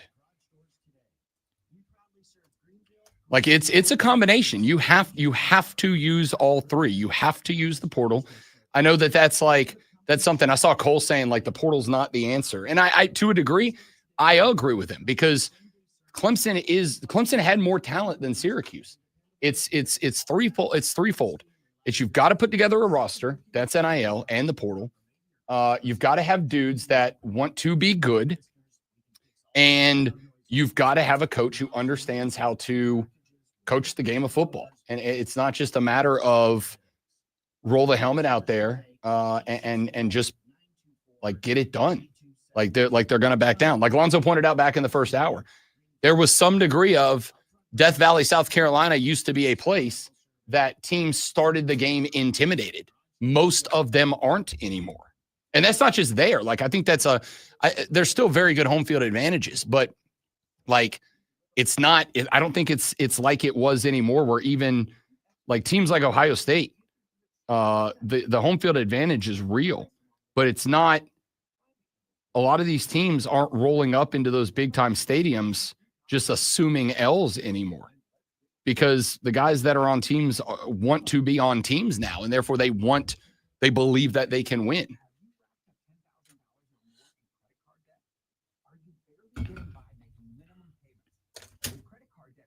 That's just my theory. I don't even know how I can prove that theory, but I'm going to work on it.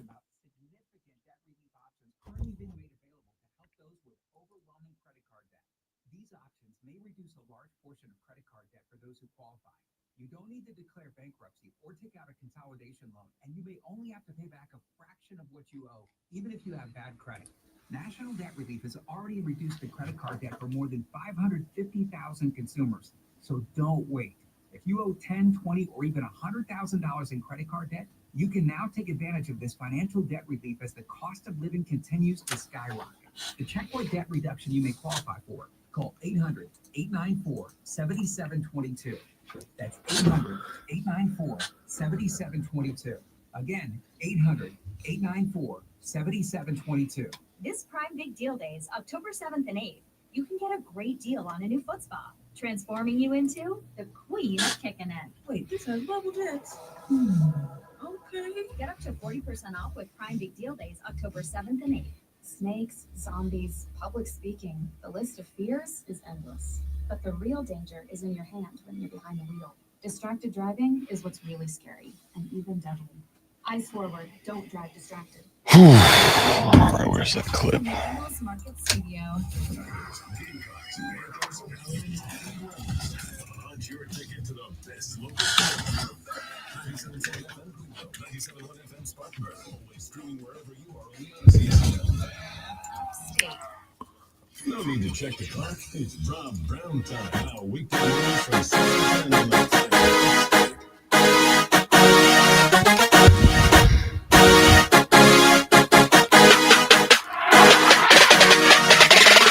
So the working theory is you cannot be just a charisma coach anymore. You have to do a number of things.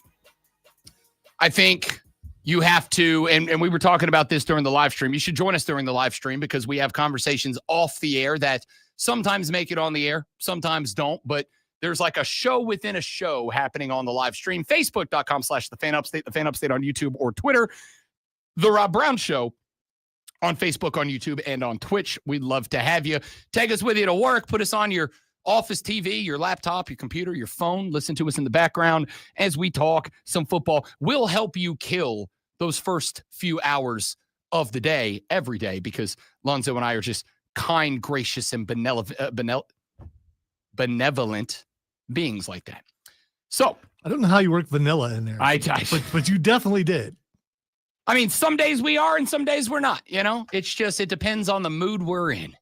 It's early in the morning. Some people get they jollies early in the AM, all right?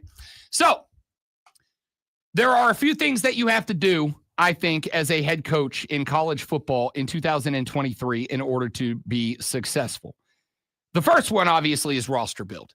Now, a lot of schools are, most schools are, almost all schools are, now hiring general managers. Just like in the NFL, your general manager is kind of the guy that oversees roster construction with input from the coach. And I would even go so far as to, I'll say assume that head coaches at the college level probably have even more input into roster construction than head coaches do at the National Football League level. Now that may change as the NIL world develops, as we get the College Sports Commission, yada, yada, yada, up and running. That might change down the line. But I would assume right now that GMs at the college football level have a very similar role to GMs at the NFL level, but the coaches have a little bit more input. That is something that a coach is not doing alone as they would have in years gone by, but they are still a large part of it. The second thing that you have to do is roster retention. I've said before, you've got to recruit guys multiple times. You've got to recruit guys the first time to get them either out of their high schools or out of the portal to pick your school. But then every year, you have to re-recruit the guys that are already on your team. You have to give them a reason to stay on your team. And that's a lot. But this is why I think a lot of the older coaches, when the NIL and the portal kicked up, this is why they bailed. Nick Saban, this is going to sound wild. Nick Saban looks more like a genius for getting out when he did. Nick Saban didn't leave because he was tired of winning or tired of coaching. Nick Saban left because he went, I just want to coach. I don't want to have to deal with roster building like I'm an NFL guy. I don't want to have to deal with helping to negotiate NIL deals or, most importantly, perhaps, helping to promote guys for NIL deals. I don't want to deal with that. So he got out. I think there are some coaches, and yes, 4 right now, I put Dabo Swinney in that group. He doesn't want to deal with that, but it's not really an option anymore. Number 3, you've got to assemble a good staff of coaches, because while a good coach is going to be able to see the football field, and a good coach is going to be able to lean on the coordinators and say, look, here's what I'm seeing, so let's play to that.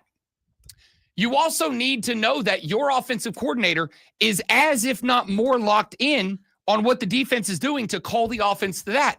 Your defensive coordinator is as or more locked into what their offense is doing, so you can call to that. You are not in an era anymore where you can just have a coordinator who fits the vibe of the program and you're just going to out-talent teams. Part of the reason we had the discussion, last week around this time, where I asked Lonzo and you guys, the Armada, is there a team in college football right now that looks elite, that looks like they are head and shoulders above everybody else?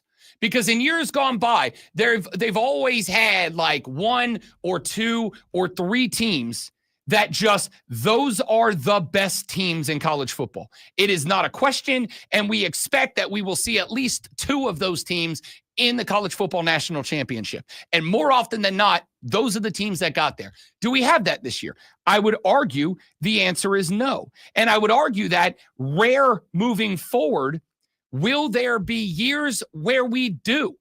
One of the positives of the portal and NIL to me is that college football is now going to be balanced. When the NFL season starts, we usually come in here with like 6 or 7 teams that we think are Super Bowl contenders. And through the course of the year, 2 or 3 of those teams fall out. 2 or 3 teams we didn't think would be contenders make their way in. College football, and I think this is good, is going to look more like that. You'll always have the Chiefs, that team that's just, they're always in that mix, but they're not guaranteed a damn thing. So in order to combat that, now not only do you have to recruit and retain well, but you better hire coordinators who understand, see, and adapt to the game, because the talent disparity for the biggest schools doesn't exist like it used to. And here's where I am with Clemson and South Carolina. This is the holdup portion for me. This is the spot that I think these teams have unfortunately failed coming into 2025. I don't think you have those guys. Now, with Garrett Riley, kind of a rare exemption here, because I don't think it's on Garrett Riley. I've seen the Clemson fans Garrett Riley lead up about getting that guy out of his position. But I don't think it's on him. Like, I know we've made a lot out of the dirt raid offense that Riley was going to bring to Clemson. And I do think there's been some adaptations. But I've leaned on 100 times. I think Garrett Riley is hamstrung by Dabo Swinney, because I think Dabo is so locked into, we're going to do it my way. We're going to do it our way. And I say my way because his way is the Clemson way. And as I told a buddy of mine over the weekend, the awkward thing about this spot is the expectations are high because of Dabo Swinney. But what do you do when the expectations that are high because of Dabo Swinney aren't being met because of Dabo Swinney?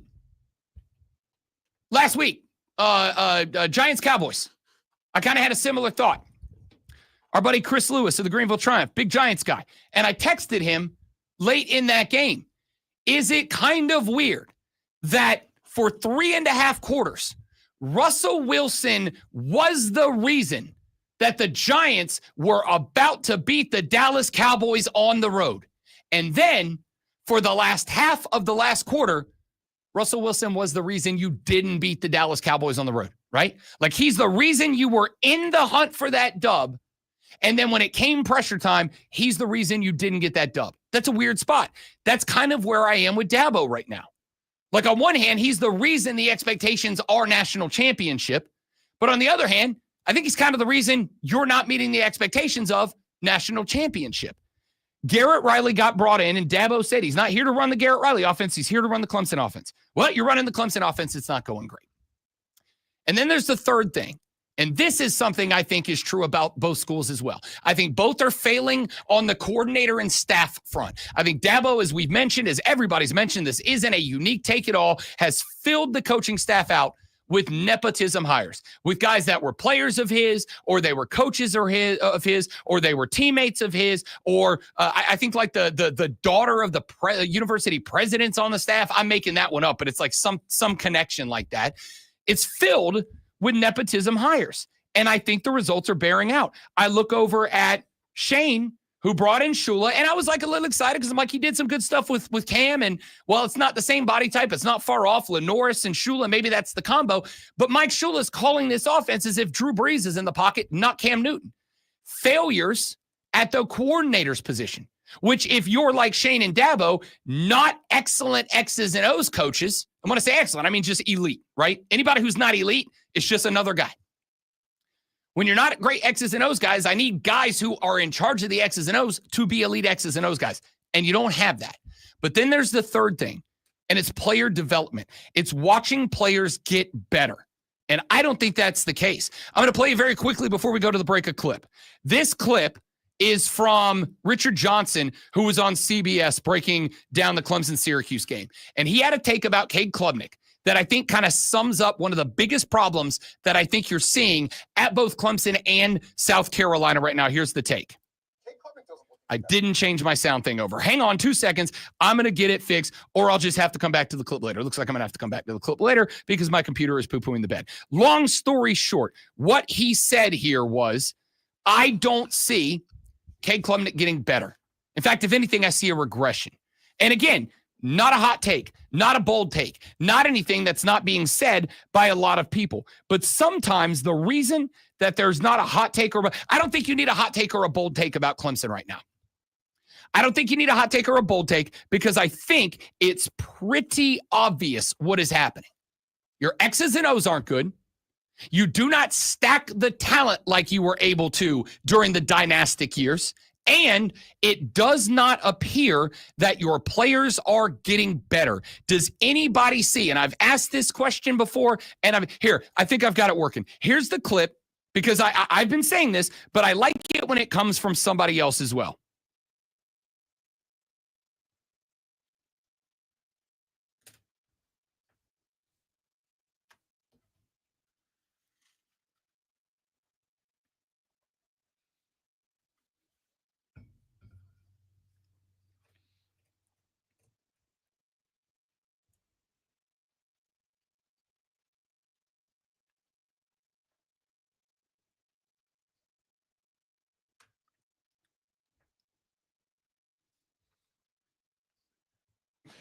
What they had there in that stretch where they were going to national championship games, it felt like every year, that's just so far in the rearview mirror. It's normal. It's been 5 years at this point. Right. All right, so you get the point.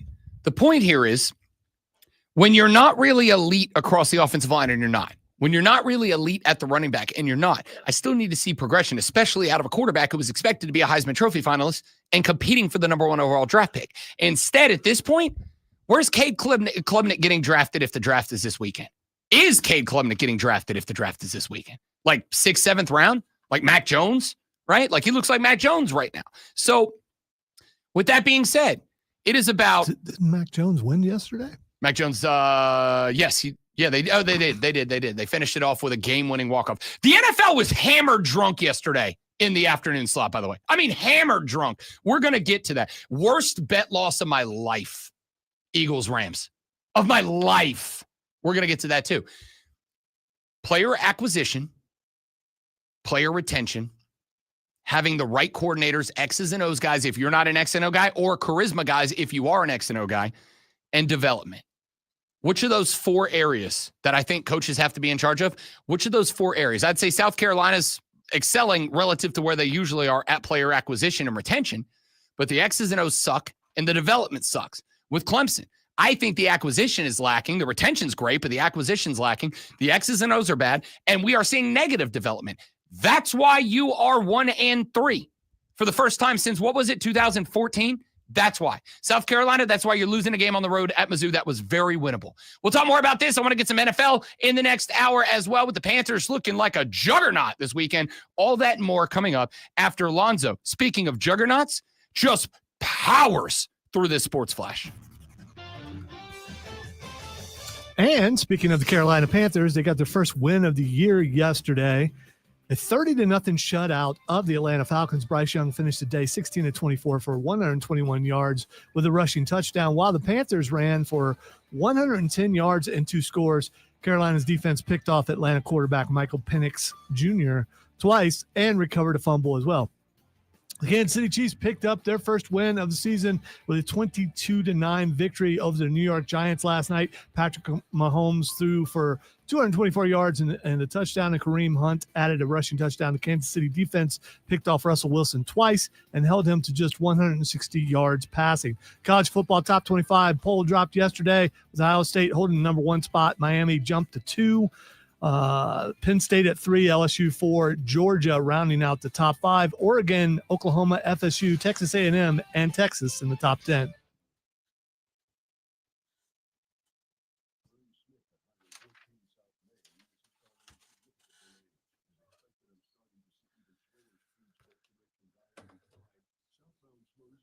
I don't know, Steven, you finished the compliment before I actually finished the read. I could have screwed up at the end. I didn't. I could have, though. But I appreciate it.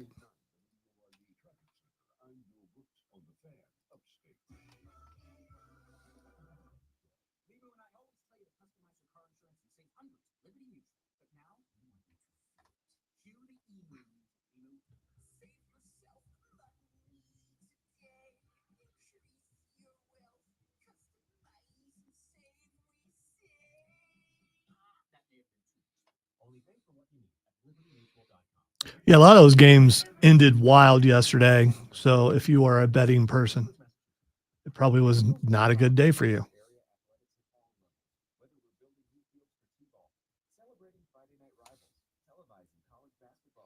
It's funny, James, and thank you.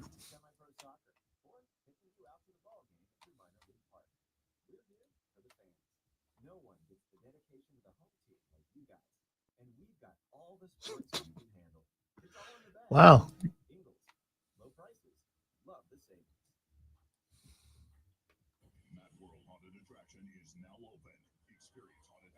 I do get shaken more by compliments than I do criticism.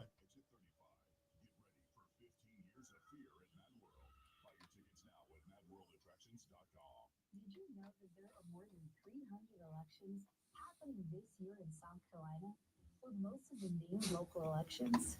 This November, your vote could shape the future of your community by electing the leaders who make decisions that impact your daily lives. No, I had a injury in wrestling, so I'm very sporadic.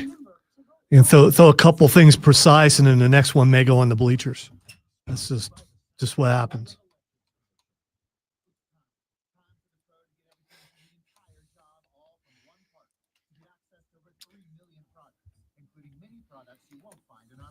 Now, Rob Brown, he still has an arm, and even though he's 40, he's got some eligibility left. So, I mean, you know. Do you know how many times this past week I heard the, "Hey, Rob, can you throw a football over them mountains" joke?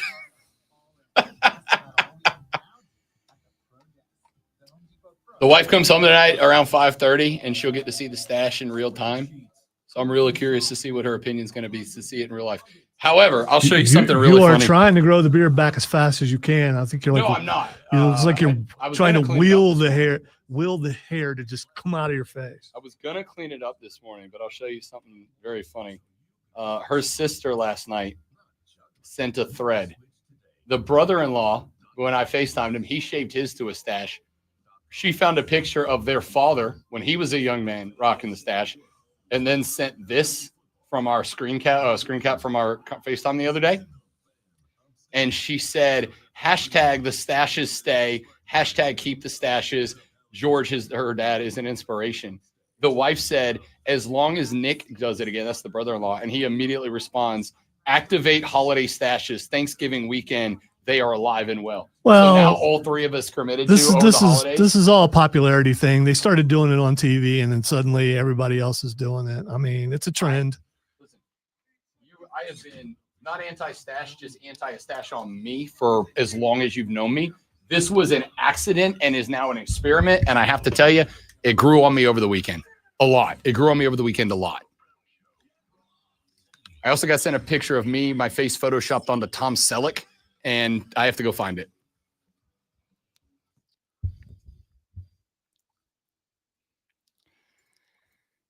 The Rob Brown Show back on your radio. It's the fan upstate. Rob Brown, the great one, Lonzo, and you. We're going to get back to college football a little bit later on in the radio program. But as the text line is open, the Hub City Spartan Burgers text line at 844-326-3663, we get this text. The text is, are the Panthers truly back? Or was that performance just a prank? Back to where? Where they were at the end of last year?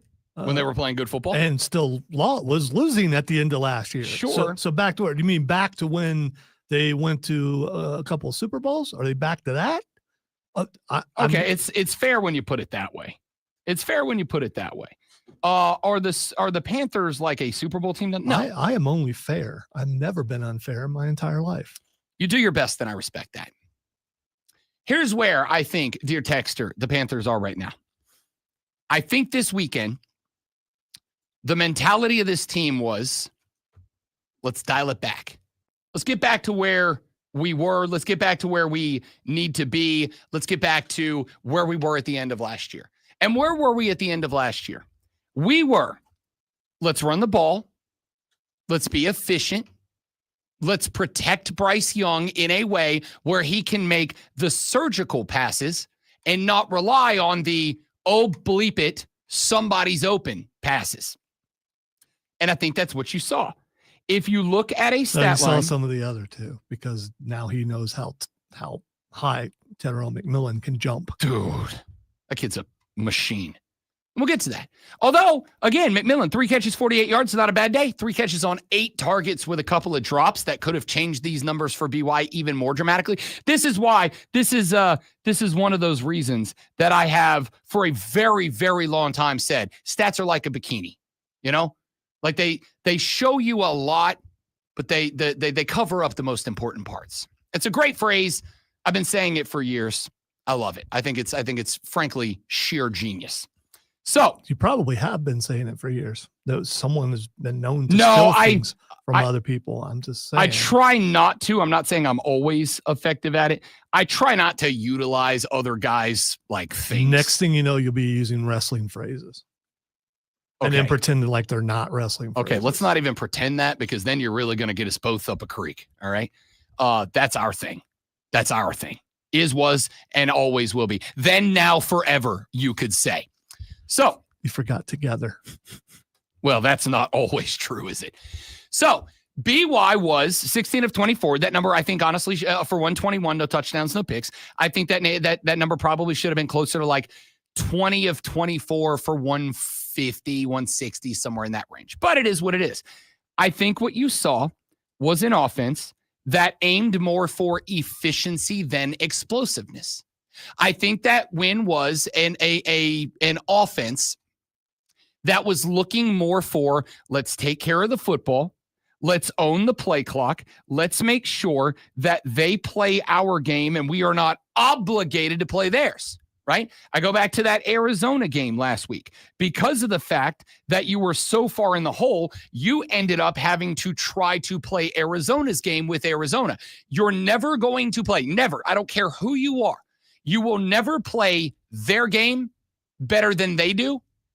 You must make them play your game and be better at that than they are. And that's what you did to Atlanta yesterday. You forced Atlanta into throwing the ball 43 times yesterday. No team with Bijan Robinson on it, with Tyler Algier on it, should be throwing the ball 45 times when they have those guys. That team should be split 30 runs, 30 passes at the best. What was Carolina yesterday? 24 passes, 30 runs. Balance. That is what we were screaming about during the offseason. Show me balance. Run the ball to set the pass, not fail to run the ball and mandate the pass. That's what they did the first couple of weeks. They kind of got it right, figured it out, put it together. So I'm happy with everything that we saw with one exception. And that one exception was the drops. There were too many again. Now, you didn't have Xavier Legette out there. Carolina said it's because of a hamstring issue, a lingering injury he's trying to get over. I told you after they shut him down at practice last week, I think this is a tryout for XL's job. I will be honest with you.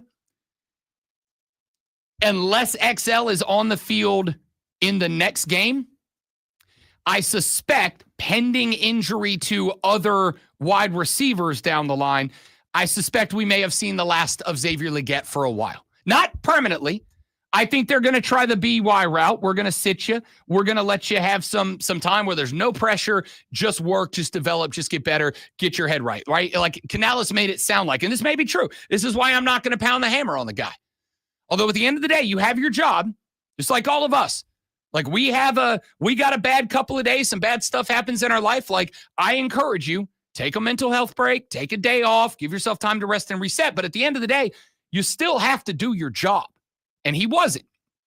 So I hope that they're giving him the opportunity to get his head right, get his health right, get his body right. And maybe when he returns, we see the XL we've waited to see. But so far we haven't. I think it was a, let's see what Bryson Tremaine does.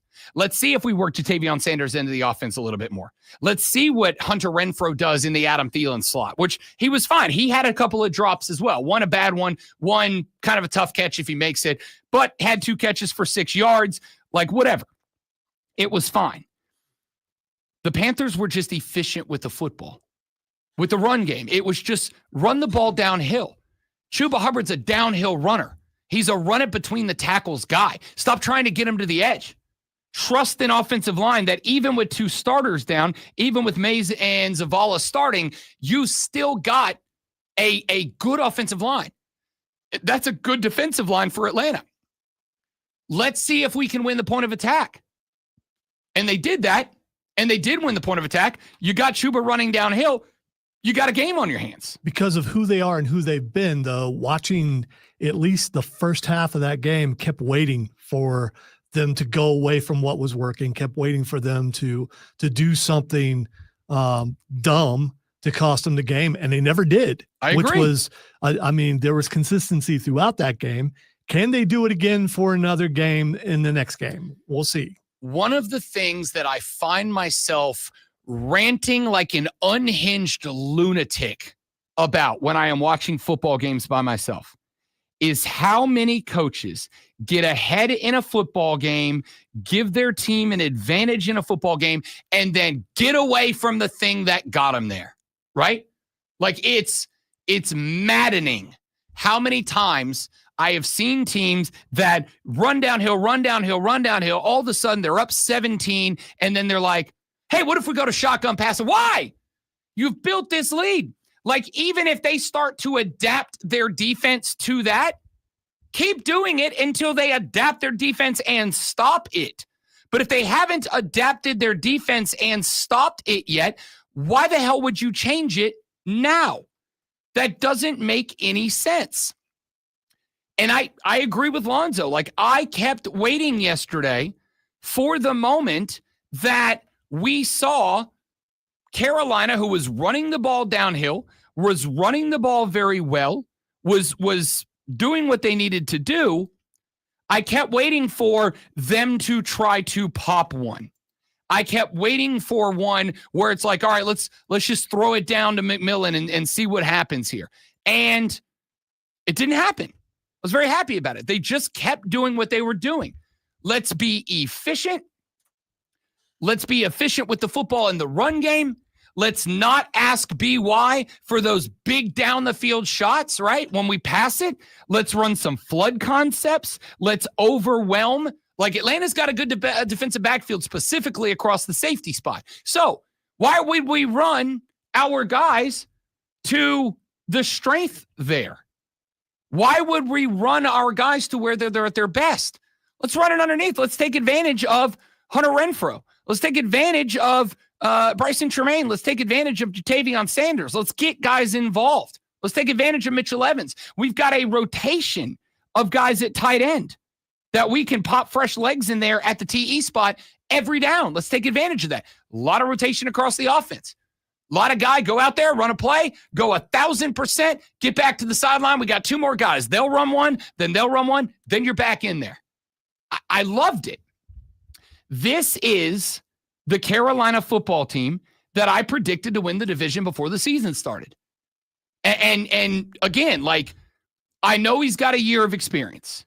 And I know that a lot of us, me included in this, looked at Dave Canales, the play caller for this team, and thought, all right, he's got a year of experience. Now he's Andy Reid. No, he's not. He had 1 year of experience with a team that, even if we are giving them credit, last year was lacking in certain spots. I said the entire time he was there, Adam Thielen's not running the X because he's really good at it. I mean, he was, but Adam Thielen's running the X because you don't have an X. He's the best option you got. You're going to be better when you can move him to the slot. Now you got an X, and you move Hunter Renfrow to the slot. And again, Renfrow stats: 2 snags, 6 yards, 4 targets. It's not a huge number, but go watch him, because the Adam Thielen, Hunter Renfrow slot as a slot wide receiver, a possession, zone-aware slot wide receiver, the job is not just catch the football. The job is to be a manipulator of the defense. The job is to make it where defenses understand if we have any gap in our zone coverage, anywhere, if we line him up against the 5th defensive back in a nickel in man, he's going to cook us. And it's not going to be popping bigs for 24, 25, 26 yards. It's going to be a bunch of 3 and 4 and 5 yard catches that move the sticks or create 2nd and 3. And now they have ability and opportunity to do what they want to do. Go watch Hunter Renfrow in this game. And what you will notice is, yeah, he only had 2 catches and 4 targets. Yeah, he had a drop down the line. But if you watch it, wherever Hunter Renfrow is when he's on the field, and again, didn't even have a ton of snaps, but he didn't need them. Whenever he was on the field, the defense had to adjust and move that way. What does that let you do if you're Dave Canales? It lets you manipulate the field to open up opportunities away from him. Because again, yeah, McMillan's over there, and yeah, you better have a dude on him. But if you play balanced and there is any sort of zone hole out there, Hunter Renfrow's going to find it, and he's going to sit down in it, and he's going to pick up 1, 2, 3 yak daddy yards, and he's going to either create a and short opportunity, or he's going to move the sticks on one. And now you're right back to it on 1st and 10. I was, let me put it this way. If you asked me what the deficiency was yesterday for the Carolina Panthers, Lonzo, I don't really have one. Defensively, like, I know we've been on his case, and I think it's been justified to be on his case. But as James popped in the chat a minute ago, Israel Evero deserves flowers for what that defense did yesterday. They understood what they were up against in Michael Penix Jr. They played excellent contain. We're not going to let this guy beat us with his legs. If he's going to beat us, it's going to beat us. He's going to beat us with the arm. They said, Michael Penix Jr., if you go for 275 and 3 tutties, so be it.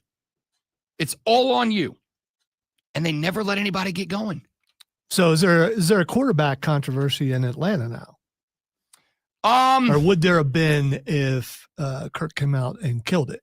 I mean, 5 of 7, 29 yards late in the game. He didn't look game was bad. over at that point. Yeah, but the game's over. Like, Carolina at that point is pretty much just like, I mean, honestly, I think they were playing for the shutout, right? Like, I think there was some pride, but I don't think they were pedal to the metal, full accelerator, all throttle, no gas, or all gas, no brakes. Yeet. I think they were like, hey, we're going to try to keep them to the shutout, but we're not going to overplay our hand and make a mistake here, right? Like if they score, they're going to score because of the old, a good offense always beats a good defense, not because we played bad defense on a play and they took advantage of it.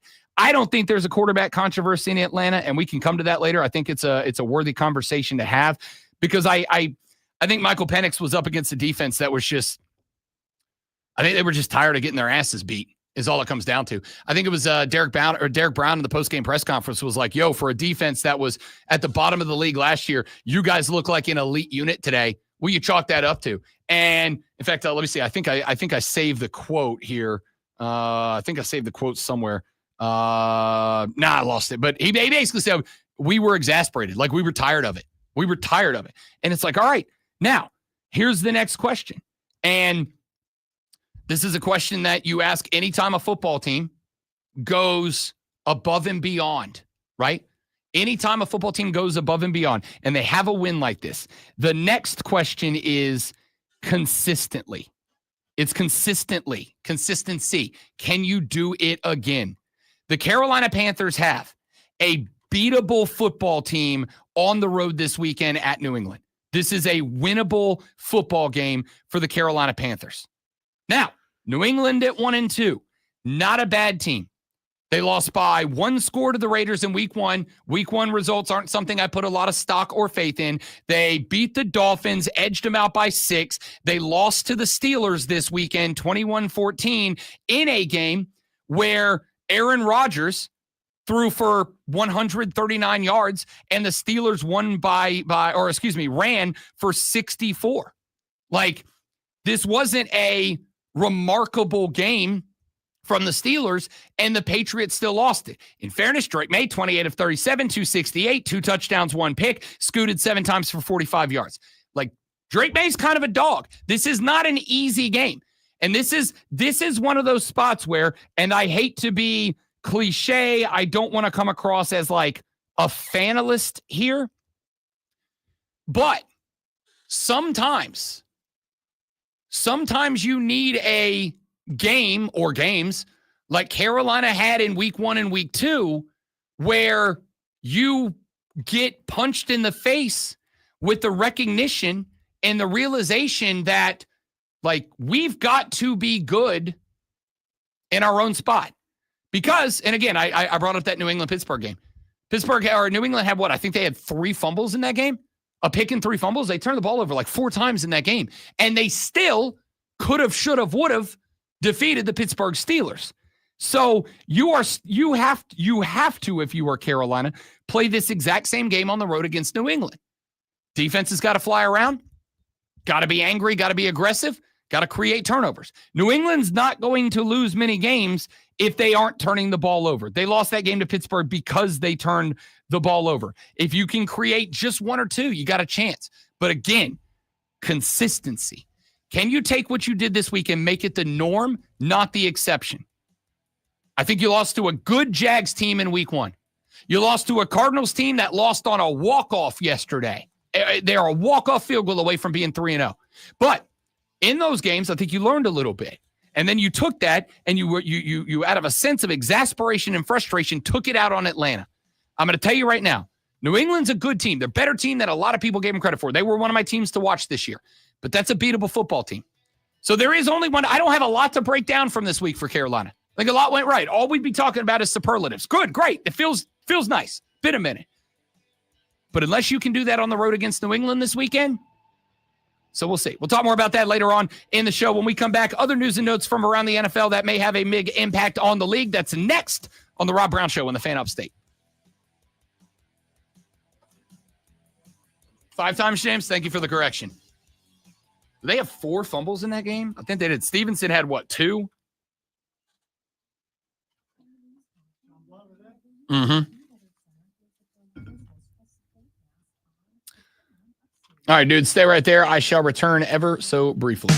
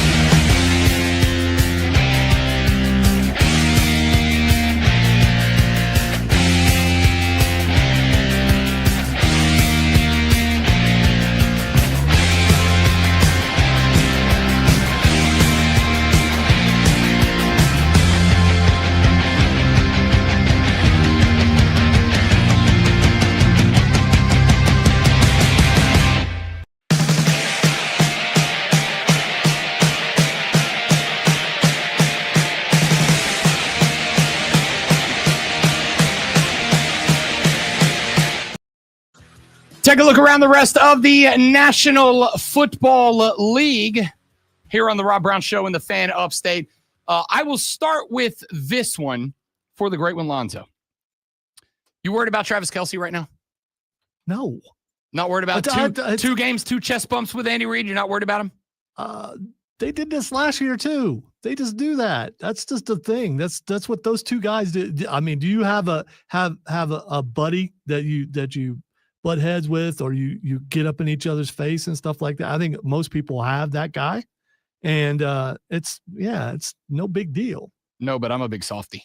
I'm a pushover, so probably not because of me. Yeah, I mean that's I saw. I was like, yeah, they did that last year, and people made a big deal about it, and they both laughed it off. So I mean, it's heat of the moment type thing. I don't think there's any animosity between the two. It's two people wanting to win, and trying to get back to their winning ways, which they were able to do last night. I think that is fair, and I think I very much agree with you. In a game like this, with the understanding that while none of the rest of them are Travis Kelce, you definitely have got a group of guys that fill the niche in the offense that Travis Kelce fills when he's on the football field. First off, is 4 catches, 26 yards in a game that, yes, you won 22-9, but you were up by 3 at the half. You were up by 10 at the end of the third. Like, this wasn't a blowout. This wasn't I'm not going to say it wasn't a dominance performance, because while the score was close, it never really felt like New York's a big play away from climbing into this thing. Does 4 for 26 yards in a game where separation is tough, does it feel like a fall off for Travis Kelce, or do you think our people are making too much of it? I think people have been making too big of a deal since he started dating Taylor Swift. I think the focus is more on him. If he has a bad game, it's the end of the world. It's the end of the Chiefs. They do have other receivers. And during the few times that they've won the Super Bowl, guess what? Other people caught the ball other than Travis Kelce. It wasn't just him and Patrick Mahomes out there. The spotlight is on him unfairly when it comes to game. If he makes a miss, it's like front page news everywhere. I mean, if he misses a catch. Now a week ago when that fumble happened in the end zone, I think you got to focus on that, because that was a big time botch. But other than that, he's going to drop some balls. So did other receivers. Did they make a big deal out of that? No. And Mahomes will find the hot hand, which is what he did last night when he found Thornton. And Thornton was his guy last night. If one guy is making all the catches and getting open, that's who he's going to throw the ball to. Tyquan Thornton, 5 catches, 71 yards, and a pretty spectacular touchdown, to be honest, after one got taken off the board right before that. Listen, I had Kansas City picked in this game. I'm more concerned about their defense. That's fair, too. Because you can run on Kansas City. Yeah, New York rushed for 130 yards. Scatterboo, I love that dude. Cam Scatterboo is an Adam Sandler movie character come to life. And I love him. I adore him. I forget the name of the guy who was the starter, who was ahead of him that got hurt. Tracy. Who got tore up. Yeah. I mean, he got hit pretty hard. It wasn't an illegal hit. It just he got sandwiched, and you could see him. They're showing him on the sideline. He's thinking, there went my starting job, because Scatterboo is such a classic running back. Back to the he's old guys. school, dude. Yeah, John Riggins, Allstott. Just the really big bruiser guys who wants to hit you before you hit them. And then he did a backflip and a surfboard, which was pretty cool. Scatterboo is that dude that, like, as a linebacker, you run up, you give him everything. He hits you as hard as you hit him, and he comes up going, ha, ha, ha, ha, ha, ha. I love this dude. He's also the guy that you see in college that you hope can do it in the NFL. And a lot of times it doesn't happen. They get to the NFL and they just kind of disappear. And he seems like he might actually have a decent career if he stays healthy. I was going to say, that's going to be the thing, is a dude that runs two, and then through contact like that. Like, you don't get a lot of Craig Ironhead Haywards like Cam Scatterboo. Like, that's who that guy reminds me of. I used to love Ironhead Hayward growing up as a kid, played for the Saints. And that's kind of who he was. Like, you gave him the football, and that dude didn't look for the lane. He looked for the dude that was closest to the lane, and he's running through a friggin' chest. That's Cam Scatterbo. I love that. I don't disagree. You had 29 out of Tracy. He got banged up. Russell Wilson had 5 carries, 27 yards. You can run on the Chiefs, which is only problematic for a handful of teams, but obviously Philadelphia is one of those teams. Speaking of Philadelphia. Before you get there, I did enjoy the Russell Wilson interceptions. That last 4 minutes. I did enjoy that, yeah. Dude. And the chance, they didn't acknowledge the chance, but you could hear them clearly. The fans wanting Jackson Dart. I was texting last night with a friend of mine. This one, not Chris Lewis. Big fan of the G-Man, our official Giants ambassador here in the upstate. I was texting with a friend of mine from down in Florida who was a Giants fan last night. And he said, why are we not starting Jackson Dart? Or not even starting. Why are we not going to Jackson Dart? Like, the wheels are off the Russ bus. Why are we not starting Jackson Dart or playing Jackson Dart? And I said, I'll tell you why. Because I don't want to throw him out in front of this defense right now. I do not want to put him out there against this defense right now with a game on the line. Well, put Jameis in there. I would have absolutely made the switch to Jameis. And I would have gone to Jackson and go, look, kid, you are our number 2. And I know we're going with our number 3 as our number 2 here. Trust me, we have your best interest at heart. You are going to get your time. I don't want to throw you out in front of this defense, in front of this crowd.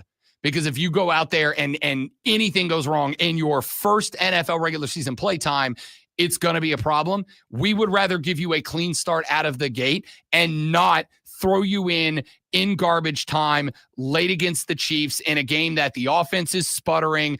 Malik Neighbors is out there getting busted up and shaky. Here's the only issue. I don't know when you start him because you've got the Chargers this weekend, and it is at home, but the Chargers are an undefeated good football team. I'll tell you when I think Jackson Dart goes Jackson start, Lonzo. I think it's in 2 weeks, October 5th, when they're at my team, the New Orleans Saints. Probably. I think that's when you start him. One last thing on Kansas City. I remember many years ago being at Panther camp, sitting on the hill. I've talked about this before, watching Harrison Butker miss every single field goal. It was rough last night. And then he went to Kansas City and something happened and he was really good. I think he's about done. I think he regressed last night. I agree. I think it's a couple weeks in a row that he's missed stuff that he shouldn't be missing. And yeah, it wouldn't shock me if he's not gone in the next couple of weeks. I don't disagree. Rob Brown had yesterday one of the best NFL gambling days that he's had in a very long time. I was between my props and my covers and my spreads. I think I was like 8-2 yesterday. Did you see the end of that Rams-Eagles game? I had the Rams plus 4.5. Plus 4.5. They are down 1. Drive, kick a field goal. Doesn't matter. Long as the game ends on this field goal. Make or miss. Long as the game ends on this field goal, I win this bet. They can win it. They can lose it. They're down by 1. I win this bet. The Eagles block the field goal and then have the audacity to run it 70. A fat guy runs it back 70. Fat guy touchdown. He's not really that fat. No, he's not. But like a D really lineman is a fat man. guy touchdown. Yeah. A fat guy touchdown to win it by 6. It is the worst. Let me tell you how bad it was. Immediately texted my buddy and was like, my gambling buddy. I got one guy that like we just back and forth gambling talk all the time. I texted him and said, don't text me for 2 weeks about gambling. I am taking I went 8-2 in the NFL yesterday, and I'm taking a week off from gambling because of how bad that one kicked me in the nads. Unbelievable. All right, take a break. We got some more NFL talk, but when we come back, John Blau with the Post and Courier stops by. We'll ask him, the hell went wrong for Los Tigres against Syracuse this weekend? That's next on the Rob Brown Show in the Fan Upstate. Yes, I did see Cam Scatterbo hurting people last night. I love that dude. That was the name I said yesterday, James. Cam Scatterbo is new Peyton Hillis. And Peyton Hillis lasted like 3 or 4 years as a phenom, and then it just caught up with him and he couldn't go anymore. I hope Cam Scatterbo can go a long time, but he does not play with the play style that lets you play a long time in the NFL. That being said, I loved it. All right, guys, we're going to get John lined up. Y'all stay right there. We'll be right back.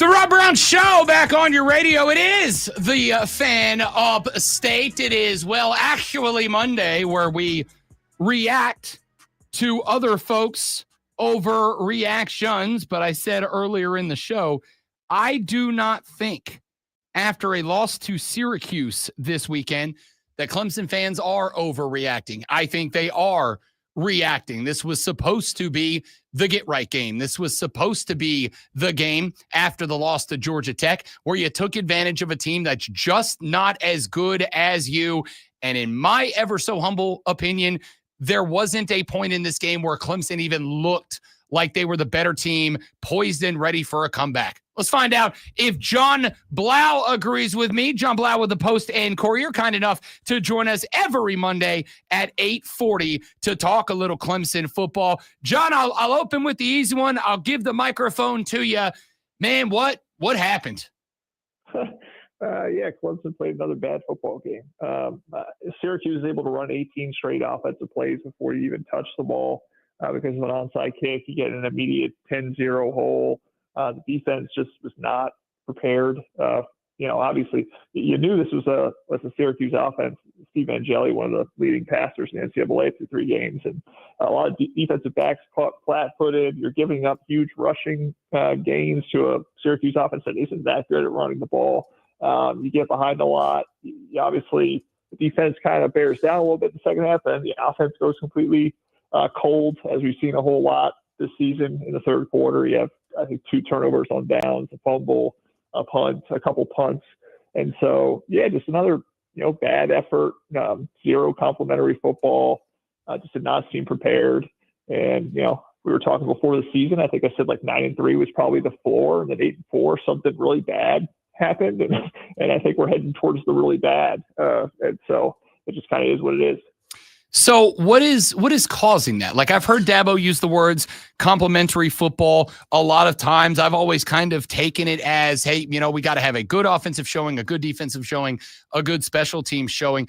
I don't think the word complimentary football works in this case, John, because like none of it was working, right? Like, it didn't feel like there was a spark to this team at all. It is the first time, at least since I've been here in the last 5 years broadcasting, that the heart of a team from Clemson has been questioned. The work ethic, the grit, the moxie, whatever your favorite football cliche is to use here. Is that just because a team full of guys who's not used to losing is losing? Is there something happening away from the television cameras causing this? Like, do we know why it is that this team just kind of looks deflated right now? Yeah, I don't know. I mean, I can't get inside their head, obviously, but they do, like you said, they look deflated. And obviously, you lose that game to LSU. You drive the field, you almost tie it up late. That's a little bit of a bummer. Then you play just really poorly against Troy. And then obviously Georgia Tech, you lose on the road, another close game. You do have to wonder, it's just a lack of confidence or just starting to feel the pressure if they're kind of pressing. I don't know, but at the same time, watching, Syracuse runs for like 32 yards in their first run, and then the very next play, Peter Woods, DeMonte Capehart, 2 guys who you thought were game wreckers on the inside, getting blown back on a 6-yard gain. I mean, just doing things that you don't, coming into this year, just having seen these guys do things in the past, you just don't expect to see that. But obviously, Kate Klubnik, you got to point to some of those guys who are the stars of the team that you expect big things from. It has not gotten better. It just does not seem to have progressed from last year, which I think is what everybody was kind of counting on with a lot of those mock drafts and playing him up as a Heisman contender. Obviously, there were some inconsistencies last year. You thought another year, more mature, this offense would be even more cohesive. That's just not happened. And then, defensively, I don't know if it's Tom Allen, again, new scheme, you're still figuring things out. If some guys just aren't quite on the same page, or if they played too many snaps or what it is, but not playing well, at least not in that first half at all. And so, yeah, just a whole mix of things. It's hard to know kind of what's going on the inside of each of these guys, if they're just deflated or lack confidence, if they're not being put in the right positions. There's a lot of factors, but all I know is it doesn't look very good. And, again, like you said, Clemson fans are very justified in being upset and disappointed because this is the team. everybody thought they were going to be. I have seen John Blau. Obviously, there was a lot of pushback last week from Dabo Swinney, and he kind of had that press conference where it was to me almost a bit of a lecture. I didn't think it was unfair in many aspects, but the Dabo we saw after this game on Saturday had a different vibe about him. I saw the video of him with the team on the field during the alma mater, and he looked, I don't want to use the word defeated, but he certainly did not look like the Dabo we are used to.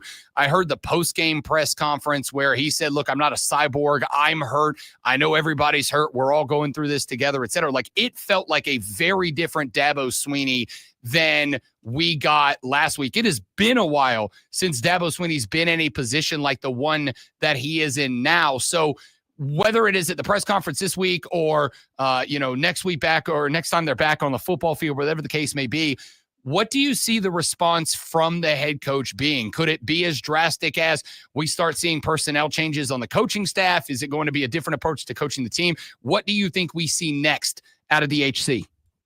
Yeah, I don't know if we see personnel changes, this early in the season. I don't think you take it off the table, obviously, for when we get towards the end of the year.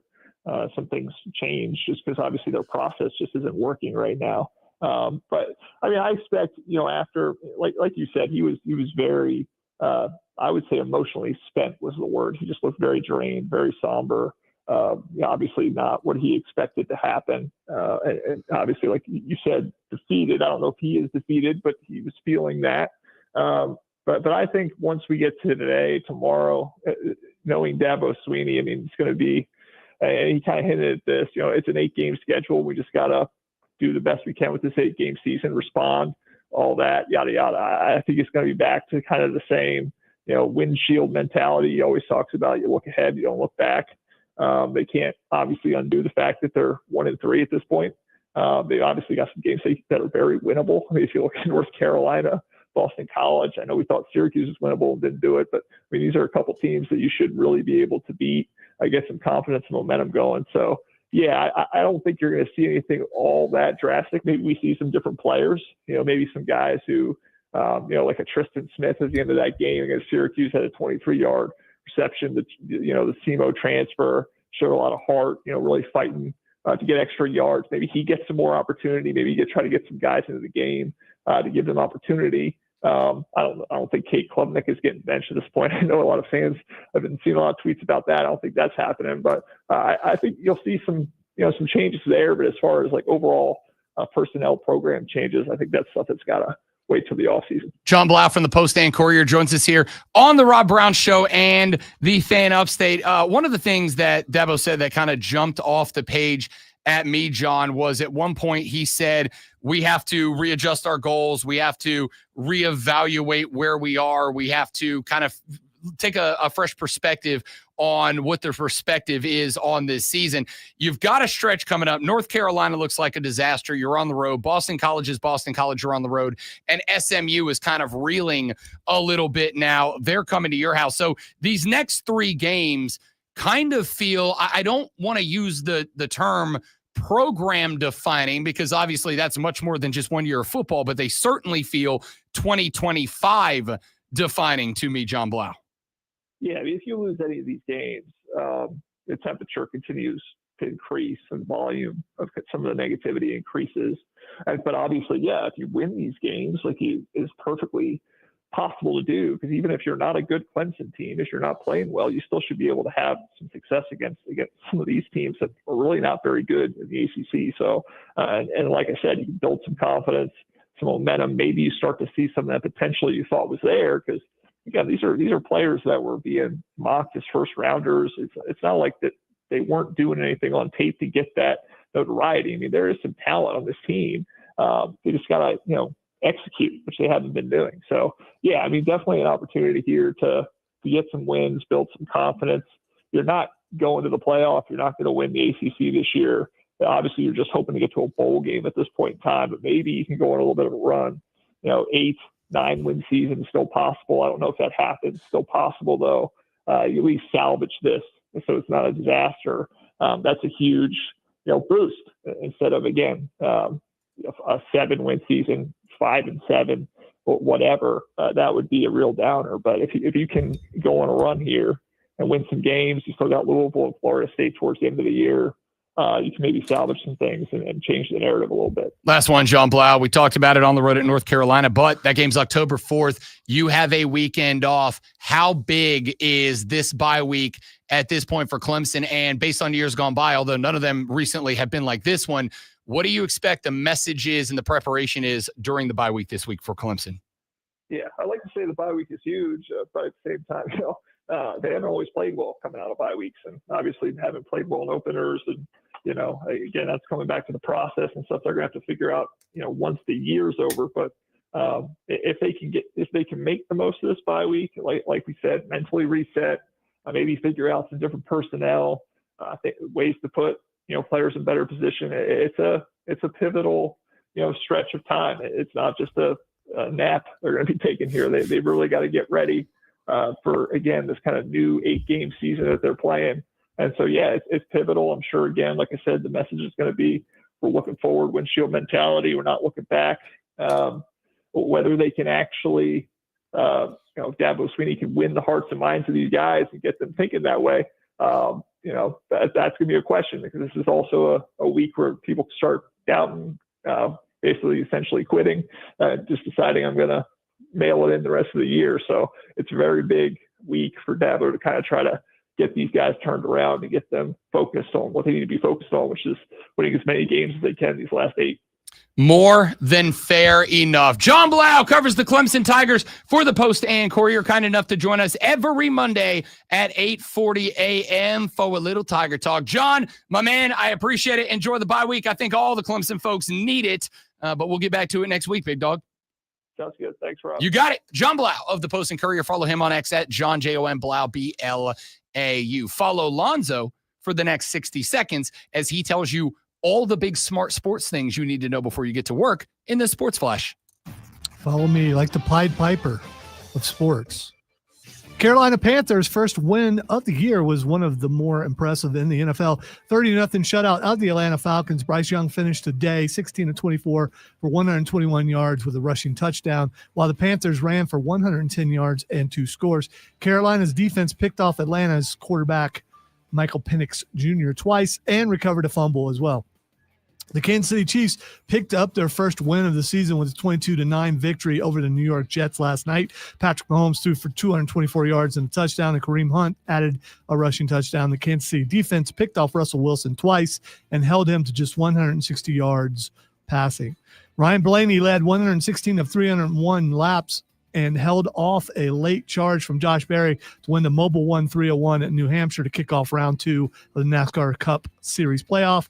William Byron, Joey Logano, and Chase Elliott rounded out the top 5.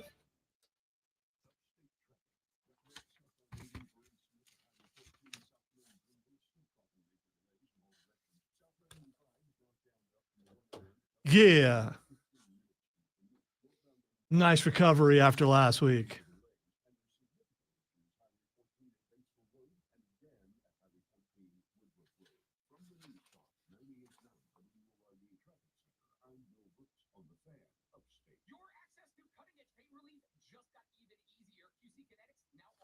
Did I say Jets? Did I really say Jets? Wow. I thought I did well. You could have let me have that one, Steven. You could have. You sure I didn't say Giants? If I say it pretty quick, it may have sounded like Jets.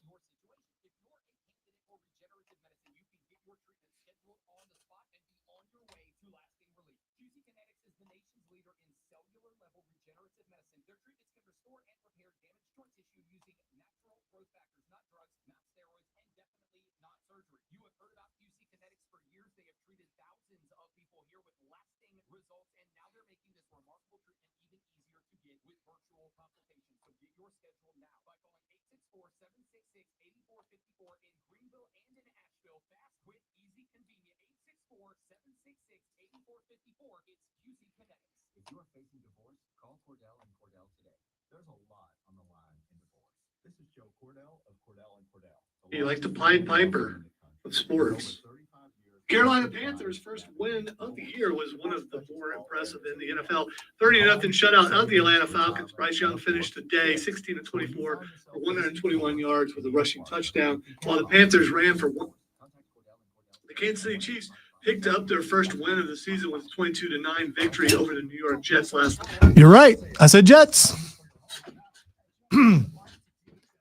Screwed up.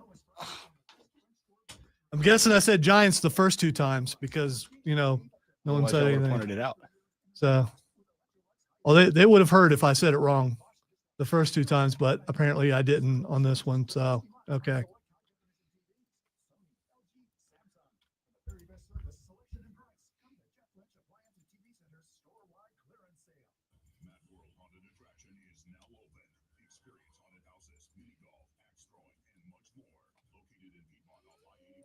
Hey, man, Giants, Jets, what's the difference? I mean, Right now, Justin Fields. Yeah, but he's hurt. So he didn't play yesterday.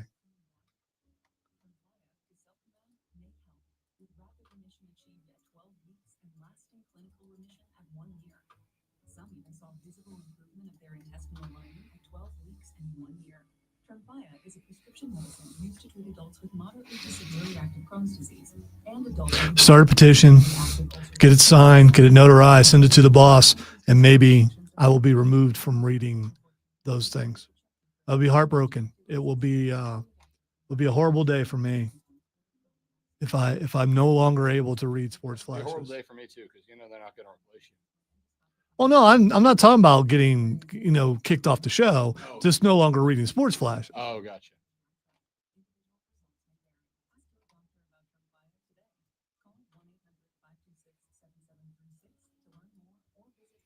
And then they'll hand it to the WRD newsroom to do it, so the show will sound bigger with more voices. Matt Worrell, first break. 10-4.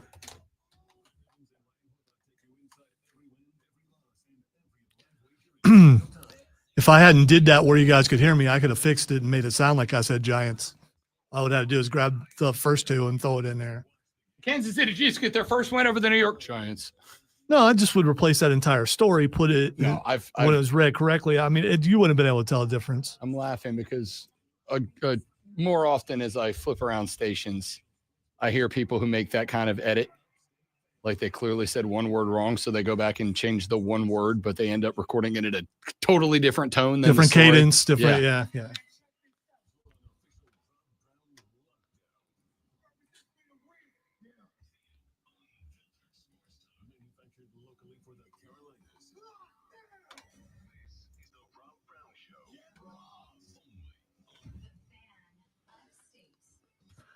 And just like that, we reach the final hour of the Rob Brown Show right here on the Fan Upstate. Rob Brown, the Great Lonzo, and you. The phone line open for you, 844-326-3663. Clemson fans, South Carolina fans, how you doing? How you holding up? You had a day to, the old Nick Saban one-day rule. You get one day to celebrate or one day to commiserate. You had your one day to commiserate. What an interesting year. In a year where coming into the season, I think all of us assumed the Clemson Tigers were on their way once again to the college football playoff. What a year in which the only folks, and I'm pretty comfortable saying this, the only folks who did not have Clemson winning the Atlantic Coast Conference this year were either absolute unbridled homers or haters, man. Haters, man. I found it. Yay. Booker's back, baby. On the flip side, I came into this year with I won't say assumption that South Carolina was getting in. It certainly was always going to be a significant amount of effort, but a year where I was working under a belief, thought that Carolina was going to start this year at 5-0. Was going to start this year at 5-0. And the question of can they get into the playoffs was simply going to be up to can this team go 4-3 in the last 7? And it was a tough 7. LSU, Alabama, Oklahoma, A&M, Ole Miss, Clemson. It was a tough back 7, but I thought 5-0 to start, you need to be 4-3 down the stretch, because I do think South Carolina was going to have one thing going for it that a lot of other teams that would have been 9-3 and hoping for the 12 seed wouldn't have, which is the SEC brownie points, the bonus points that you get for playing in that conference. And yes, I believe that those are real. Instead, South Carolina finds themselves 0-2 in the Southeastern Conference, the most important of those first 5 games. And Clemson finds themselves 1-3 and also 0-2 in the conference with losses to Georgia Tech and Syracuse. Now, it is still possible, let me be very clear, that South Carolina can make the playoffs. However, you would probably have to, I think at this point, you would have to run undefeated through the remainder of the season. And you will recall the number of times that I said, I think 5-0 is important, not just because it creates a reality where 4-3 might be good enough to get you in through those back 7. But more importantly, even if you lose one and the mentality became, okay, now we just need to go 5-2. Tough, not impossible, but tough. The other thought was, if you lose one of the first 5, and with the recognition now, Mizzou's a pretty good football team. Like, for a dude who a year ago, Eli Drinkwitz was being discussed as possibly a hot seat nominee either during or after the 2025 season, Mizzou is a pretty good football team at this point. So that's honestly not the worst L in the world. Vandy is a pretty good football team. That's a top 25 team now. And as I've mentioned number a number one of team times, in the SEC. I mean, they're hanging on to it. As I've mentioned a few times, I don't think Vandy's done either. I think that there is another highlight dub coming down the line because Clark Lee's a football dude. They coach well, and Diego Pavia is just that dog, man. So it's still possible. But from what we've seen, Oklahoma now jumping up, and we're about to take a look at the AP Top 25. Oklahoma now jumping up. They, over the weekend, surpassed Florida State, and not only surpassed Florida State, jumping up 4 spots, they grabbed a first-place vote away from Ohio State in the process. That's a good football team. If South Carolina can't go on the road and beat, again, a good Missouri team, but right now, today, Oklahoma is a better football team. If they can't go on the road and finish Mizzou, even if I am correct, and LSU is not as good of a team as they're being made out to be. LSU down a spot, as is Penn State, by the way. LSU and Georgia, 0 first-place votes at 4 and 5. Oklahoma and Oregon at 6 and 7 each have 1. Penn State got 5. Miami got 7. And Ohio State lost 3 first-place votes, although they do remain in the number 1 spot.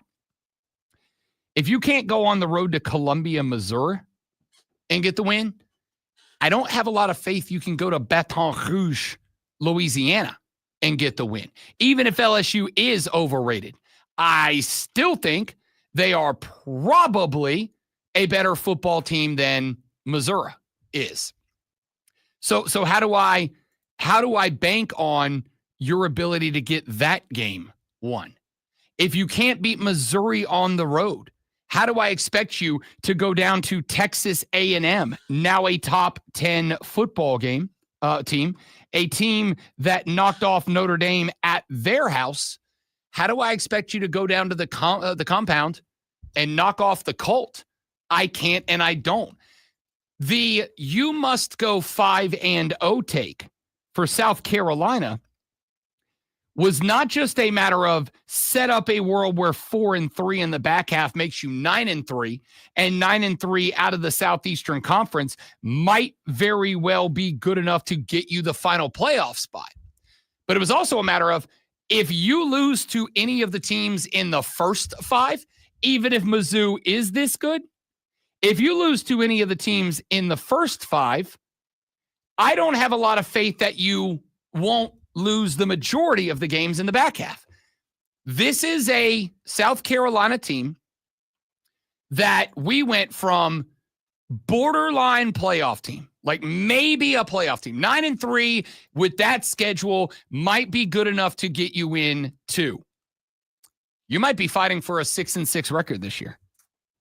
Because I'm going to tell you right now, you have to beat Kentucky this weekend. Kentucky's bad.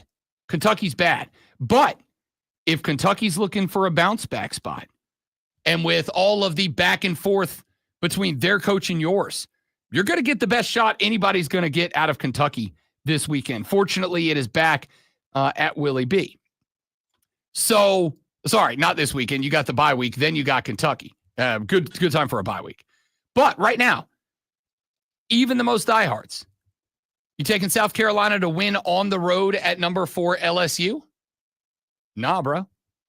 Am I taking them to win at home right now against number 7 Oklahoma? Nah, bro.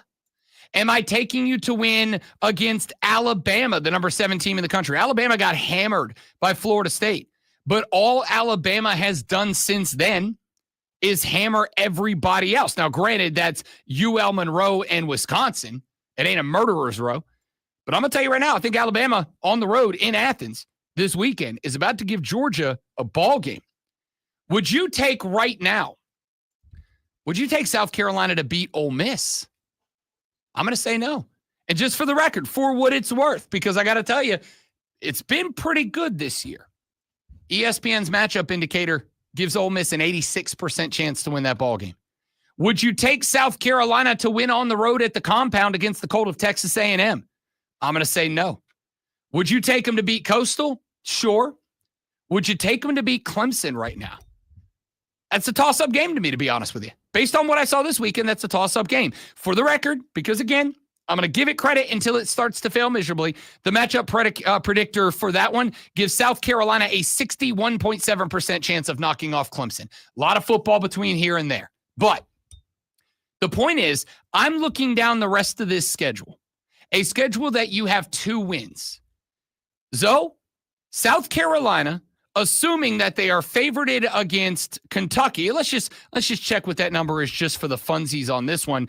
South Carolina, according to ESPN, a 58% chance to win this game. So, you're favorited against Kentucky. You'll be favorited against Coastal. You are right now, with a lot of ball games between here and Thanksgiving, favorited against Clemson. You must win every game you are supposed to. And if you drop Kentucky, if you drop Coastal, and if you drop Clemson, which I do think is a droppable game, that Clemson-Carolina game, that might be a bowl eligibility game for South Carolina. That might be a game where you've got to beat Clemson in your house to go to the Poinsettia Bowl at this point. You know, I get they didn't look great against Missouri, but they didn't get blown out. It wasn't like they weren't competitive. So they definitely can win some more games. Yeah, Kentucky, Coastal, and maybe Clemson. There is not another game on this schedule that I think South Carolina is prepared to threaten the team. And again, it's SEC football. You never know. Like maybe there's just one. But right now, I would not pick them to win LSU. I would not be on the road.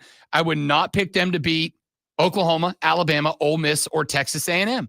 I think you're up in the air about Clemson.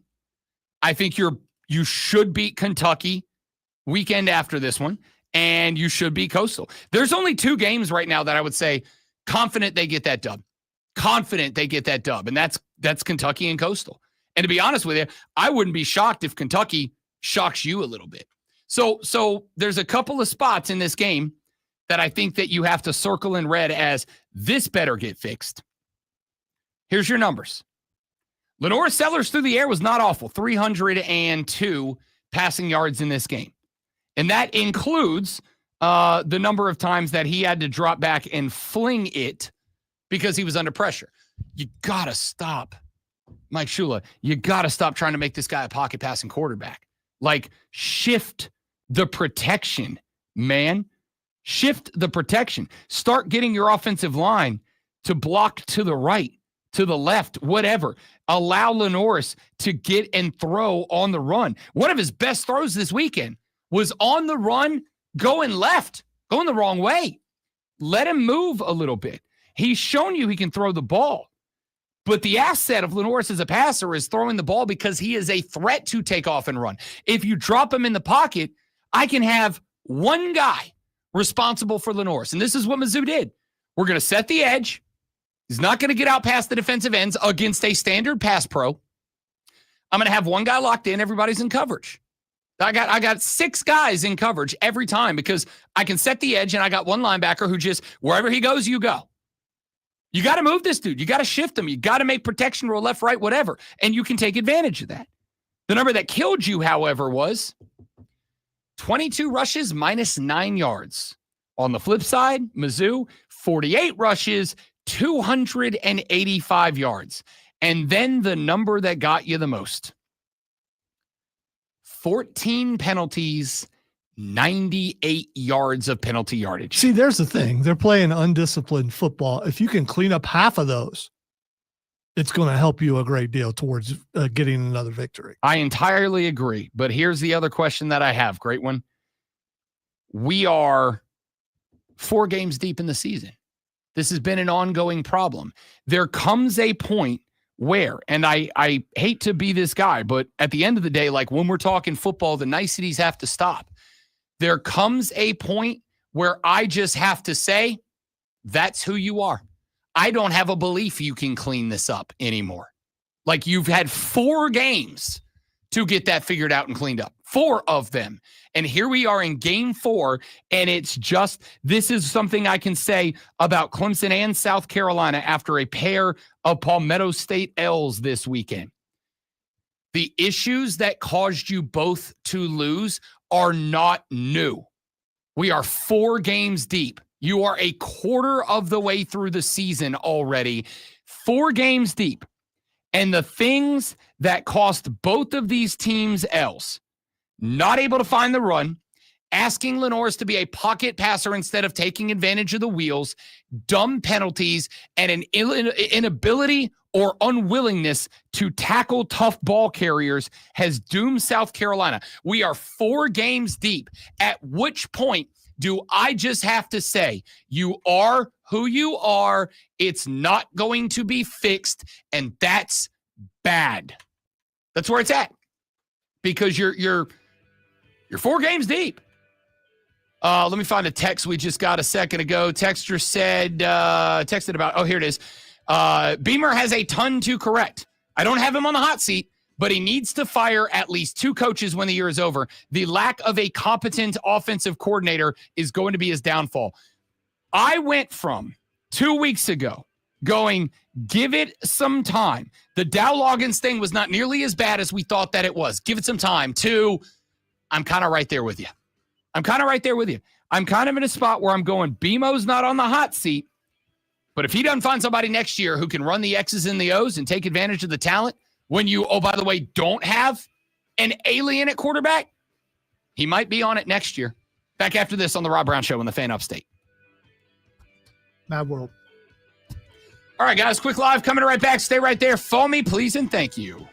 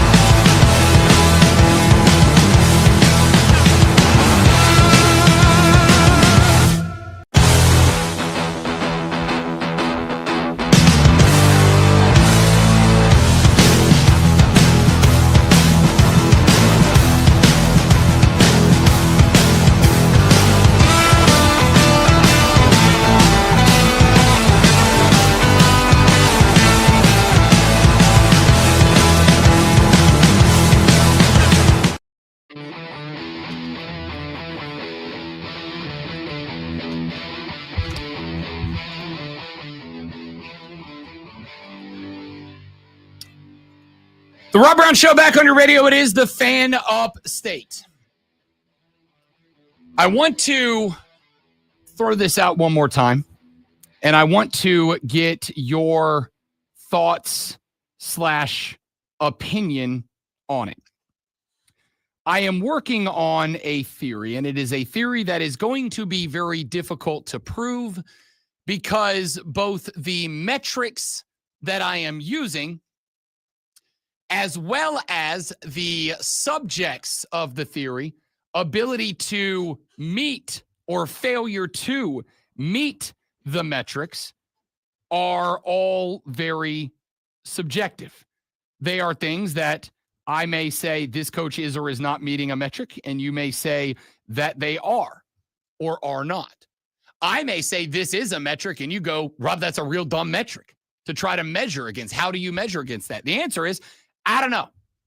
But I do know that it's a theory that kind of clicked into my brain over the weekend while having a conversation with a football buddy of mine that I've just been kind of spinning around in the noodle for a couple of days now. Here's the working theory that I am playing around with right now. In 2025, college football coaches can no longer win on legacy or charisma. Two things that in years gone by not only very much mattered, but two things that I think were frankly good enough to carry coaches. This is part of what I have said for a very long time about Nick Saban. I don't think Nick Saban was a particularly good game day coach. I think Nick Saban had a couple of things going for him. I think Nick Saban was a fantastic motivator if Nick Saban's style of motivation clicked with you. For many players, it just doesn't. I also think Nick Saban was the type of dude that beat you in February when he signed his recruiting class, because based on a combination of these things, he was able to just go get the best players in America, and he was able to stack them up.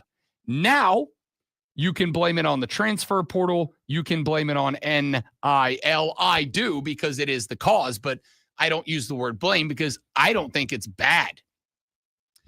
Now with players having the ability to go, yep, I don't want to go here no more, and they can just go, it opens up a world where coaches have to be very complete in the way that they attack being a Division I football coach.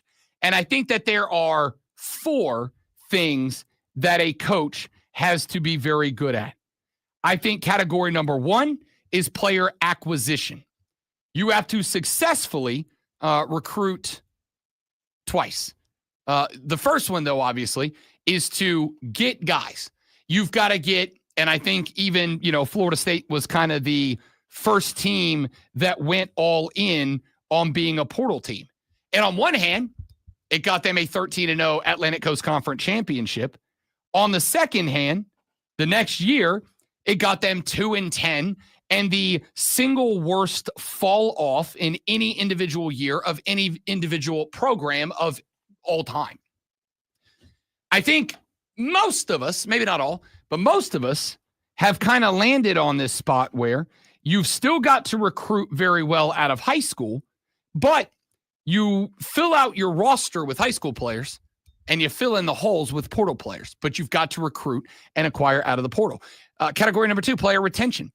You have to recruit guys on your team to stay on your team, whether it's NIL money or it's playing time or it's whatever.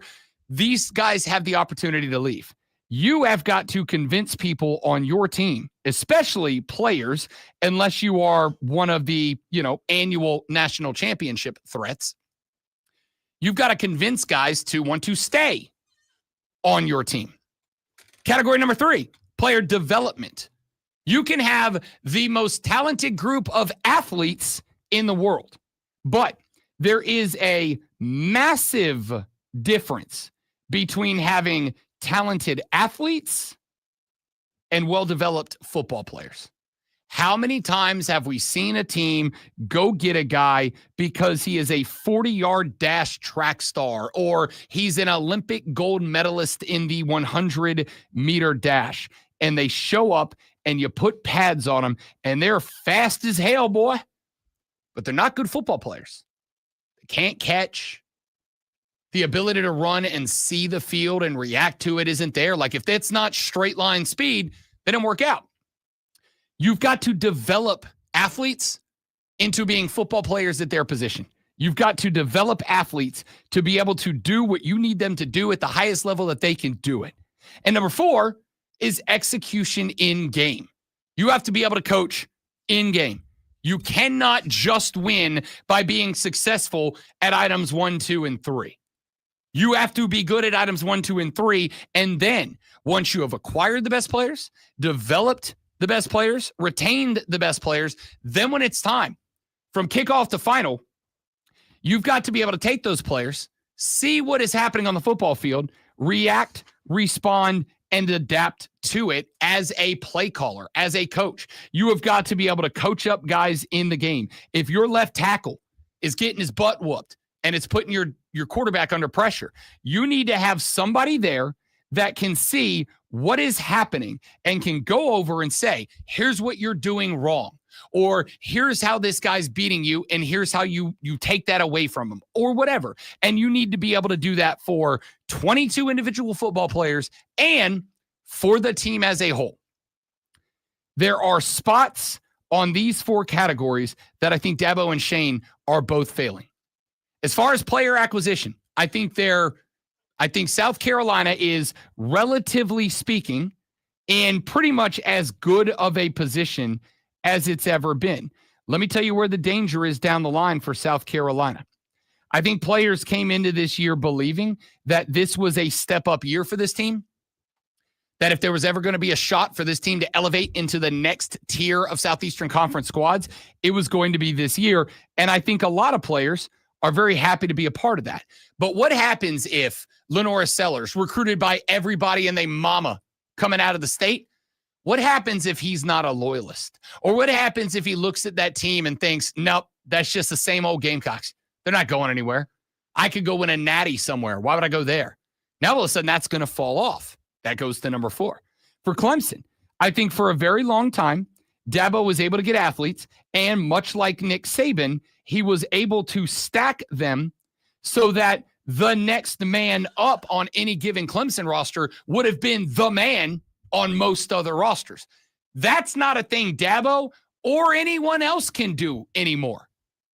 There's not a lot of teams that are too deep with guys that would be starters everywhere else, because if you're good enough to be a starter everywhere else, you're probably going to go to somewhere else where you will start and not be a backup guy who can start. Depth is an issue for everybody now, which means those second guys on the bench, you better be developing them ready to go when it is their shot so you don't lose them down the line. I think South Carolina is getting guys as a result of the vibes, but if you don't do something with them quick, you won't be getting them anymore. Player retention, Dabo's the best in the game at it. But again, does it matter if you get a guy who wants to stay and graduate, but he's the 67th best player in the country at his position? That's not how you win championships. Like, I know it feels great, right? But Randy Shannon down at Miami had a year with Miami or a 2-year run with Miami where he had more players graduate than that school had ever had before. And he had 0 arrest at Miami. 0 arrest across 2 years. What did Miami do to Randy Shannon? They fired him. They said, that's not good enough. You're here to win football games. At the end of the day, like, it's great. And yes, we all love to lean on, well, we're going to lead them to be great men and graduate and get a degree and do all that. But you're not getting paid $11 million a year as a career development advocate. You're getting paid $11 million a year to win football games. And that's not getting it done right now. But I think the thing that hangs over both these guys right now, Dabo Swinney and Shane Beamer, and this is the crux of my theory here. I look at a guy like Brent Key, football guy, X's and O's guy, Georgia Tech looks as good as they've ever looked. I look at a guy like Clark Lee, football guy, X's and O's. Vandy looks as good as they've ever looked. I look at a guy like Kurt Signetti. He wins. Google him. X's and O's guy, football guy. Indiana beat number 9 Illinois by 60 on Saturday. I think the spot you find yourselves in right now, both Clemson and South Carolina, I think you're holding hands metaphorically in this spot, is you both have head coaches that have charisma. And you have head coaches that are able to get and retain. And you have head coaches that are dudes everybody wants to be around. But I do not see either of these teams developing, getting better. Is South Carolina better in week 4 than they were in week 1? No. Is Clemson better in week 4 than they are in week 1? No. In fact, I'd say they're worse. You're not developing. And then when it's X's and O's time on game day, your X's and O's stink. And you've surrounded yourself with other coaches who are there to make you feel better, not to coach the X's and O's and have tough conversations. That's my theory. Out of pocket, legit, inbounds, out of bounds, you tell me. Back after this on the Rob Brown Show on the Fan Upstate.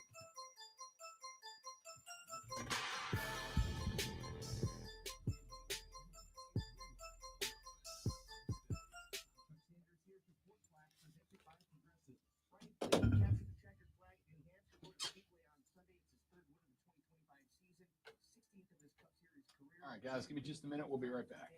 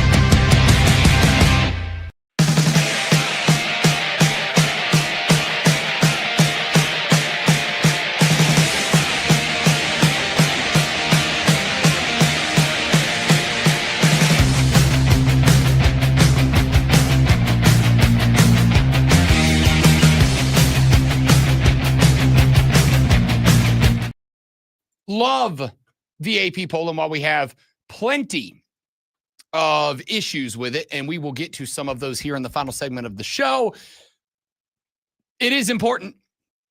It is important. I've been telling you for a very long time, I don't like it.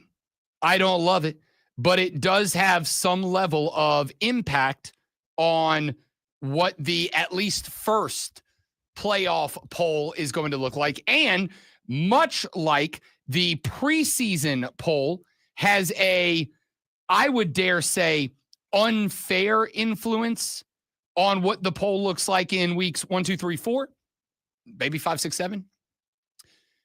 The first playoff poll will have an exaggerated impact on what the second, third, and fourth playoff polls look like moving towards the college football playoff.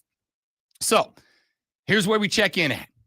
Number 1, Ohio State. They lose 3 first-place votes. They do hang on to the 1 spot now with 52 of those votes. Miami jumps up a pair of spots to number 2 after their win this weekend over the mighty Gators of Florida.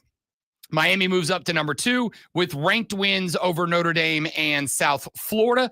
The only game that was really ever in question was the Notre Dame game. And as much as we gave them grief last week, and I think it's fair too, for pointing out that Notre Dame was ranked despite being 0-2, I'm coming around on that's actually a pretty good football team. I just think they lost 2 very tough games. Granted, they lost 2 tough games. But if we get to week 8 or 9 and there's a 2-loss team that is 6-2, ranked at 24, nobody's batting an eye at that, right? So at 1-2, I'm not as anti Notre Dame being ranked, with the understanding that they were jumped by now 4-0 USC. I think that is fair. And I think moving Illinois behind them. Illinois dropped 14 spots down to number 23. That is what happens, Illinois, when you play a top 10 team and you lose 63-10. Penn State is at number 3. They have 5 first place votes, but they do drop a spot behind number 2, Miami. That also moves LSU down a spot, now down to number 4, despite being 4-0. But LSU kind of in a similar spot. You had a good win over Clemson. That win now over a now 1-3 Clemson team is not carrying the weight that it did in week number 2. And Florida obviously now dropping to 1-3. That win over the Gators, who were unranked at the time, that has lost some weight. So now LSU, again, against 2 power teams, but a 7-point win over a 1-3 Clemson team, a 10-point win when you had 5 takeaways over a now 1-3 Florida team, not carrying the weight. I'm unsurprised LSU dropped. Georgia at number 5, Oregon with 1 first place vote at number 6. They are 90 points ahead. They are more than 90 more. It's a couple 100 points ahead of number 7, Oklahoma. The Boomer Sooners get a win over a ranked Auburn team, 24-17, a game that was good for a while, but there was never really a point in that game where it was like Auburn's the better team and they're a play away here. Like Oklahoma was clearly the better team. So they jump up 4 spots. They move Florida State back 1 spot to number 8. Texas A&M comes up a spot. They jump now number 10, Texas. Texas with a 3-1 record, the only loss to the now number 1 team. However, the lack of performance has dropped them at now another 2 spots down to number 10. They beat Sam Houston this weekend 55-0. Arch Manning, all right. Did you see the stand over celebration that Arch Manning did when he ran the touchdown in? I did. How'd you feel about that? Did you care about it? I looked at it and kind of went, "Dad, that's kind of gross, dude." It's Sam Houston. Do it against Georgia. It's you're in the middle of competition. You're hyped up. I don't think it matters. If you think it's in poor taste, it doesn't matter who the opponent is. It doesn't matter if it's the number 1 team or if it's, a Division III team. Sure. If it's in poor taste, it's in poor taste, no matter the competition. That's fair. I don't like it. I certainly don't like it. It's unsportsmanlike for sure. Yeah. So, I mean, did he get penalized? If not, he should have. I do not. Honestly, I don't remember because I didn't watch that game because when I checked in on it, it was like 37-0 at the half. And I'm like, nah, I don't need to watch this. I'll circle it back around to the highlights with so much else going on. Arch finishes 18 of 29, 309, 3 touchdowns, ran it 5 times for 11 yards, ran it in twice as well. Dude, I get it. I think that was pent-up frustration from Arch Manning, right? Like, I think that was a release of pent-up frustration. At the same time, I get what you're saying. If it bothers you against Sam Houston, it should bother you against Georgia. It kind of doesn't to me. Like, you're paying that team, upwards of $500,000 to come to your house and let you beat their ass for 60 minutes so you can get some practice in. I don't feel the need to rub it in against the team you're up 40 whatever nothing against. Now, if it's reversed, I don't have a problem with it. I agree entirely. If it's Sam Houston doing that to Texas, I mean, maybe not if they're different. down like 35-0. No, I meant with the same score, everything. Then I wouldn't have an issue with it. I do think it's time and place dictates taste to some degree. And I was just like, all right, I'm not going to hold it against them for long because, again, I understand that a large part of that was done because Arch has been wildly frustrated by the performance, and he finally got it right. Anyway, Texas drops to number 10. Indiana, 8 spots up to number 11. Zoe, are you in after that win on Curt Cignetti and the Indiana Hoosiers? They're a really good second-tier team, like they were last year. They just beat the number 9 team by 53 points. Yeah, okay. Okay. Did you really feel like that was the number 9 team? I think there were teams that were better, but I don't think that there's a lot of teams that were worse. By the way, it was pointed out, I shouldn't say somebody, it was pointed out this weekend. You go back to last year, who were the 2 teams that Indiana lost 2 games last year? Who were the 2 teams that they lost to? You remember? I'm going to go Ohio State, Penn State. I don't remember. No. Ohio State and Notre Dame. The only 2 teams to beat Indiana last year were the 2 teams who played for the national championship. Right. Like maybe they deserve a little more credit than we gave them. Like I said, second tier team. There's nothing wrong with being a second tier team. Who's not second tier then? I mean, so the only 2 teams that are first tier, the 2 teams that play for the Natty? Because that's the only 2 teams who beat them last year. I mean, technically, probably. Indiana goes to number 11. Texas Tech. Y'all, Texas Tech won me some money this weekend because I told you I like that cover. I liked that cover against Utah. Cover 34-10. They beat them like a drum, dude. This Red Raider team is, you know what this Red Raider team is? The 2023 Florida State Seminoles. It's just a transfer portal / NIL team that spent a bunch of money, and it's working out so far. Ole Miss, number 13 to 4-0. Iowa State to 14. They dropped 2 spots. Texas Tech up 5 spots, by the way. Georgia Tech comes up 2 spots at 4-0 to number 16. Alabama drops 3 more spots. They were idle this weekend. They dropped 3 more spots down to number 17. Vandy up a pair of spots at 4-0 to number 18. Here's the question. The Vanderbilt Commodores have wins over Charleston Southern, Virginia Tech, South Carolina, and they hung 70 on Georgia State. Alabama played one power team that got hammered by Florida State. Could I make an argument that Vanderbilt deserves to be ranked ahead of Alabama right now? Absolutely. I think so too. They beat 2 power teams versus Alabama, who got, like I said, beat like a drum by Florida State. They beat UL Monroe and they beat Wisconsin, which Wisconsin's tragic right now. I could make the argument Vanderbilt at 4-0 deserves to be ranked ahead of 2-1 Alabama. Michigan up 2 spots to 19. Mizzou up 3 spots after the win to over South Carolina to number 20. USC finally leapfrogs Notre Dame up 4 spots to 21. Notre Dame 22 at 1-2. I really don't have a problem being ranked there. Illinois, by way of getting beat by 53, falls 14 spots to 23. TCU and BYU both enter the rankings for the first time at 24-25. Auburn, the first team out with 122 votes for the first time this year. Neither Clemson nor South Carolina got a single vote in the poll. And now, the Rob Brown Show presents Twitter.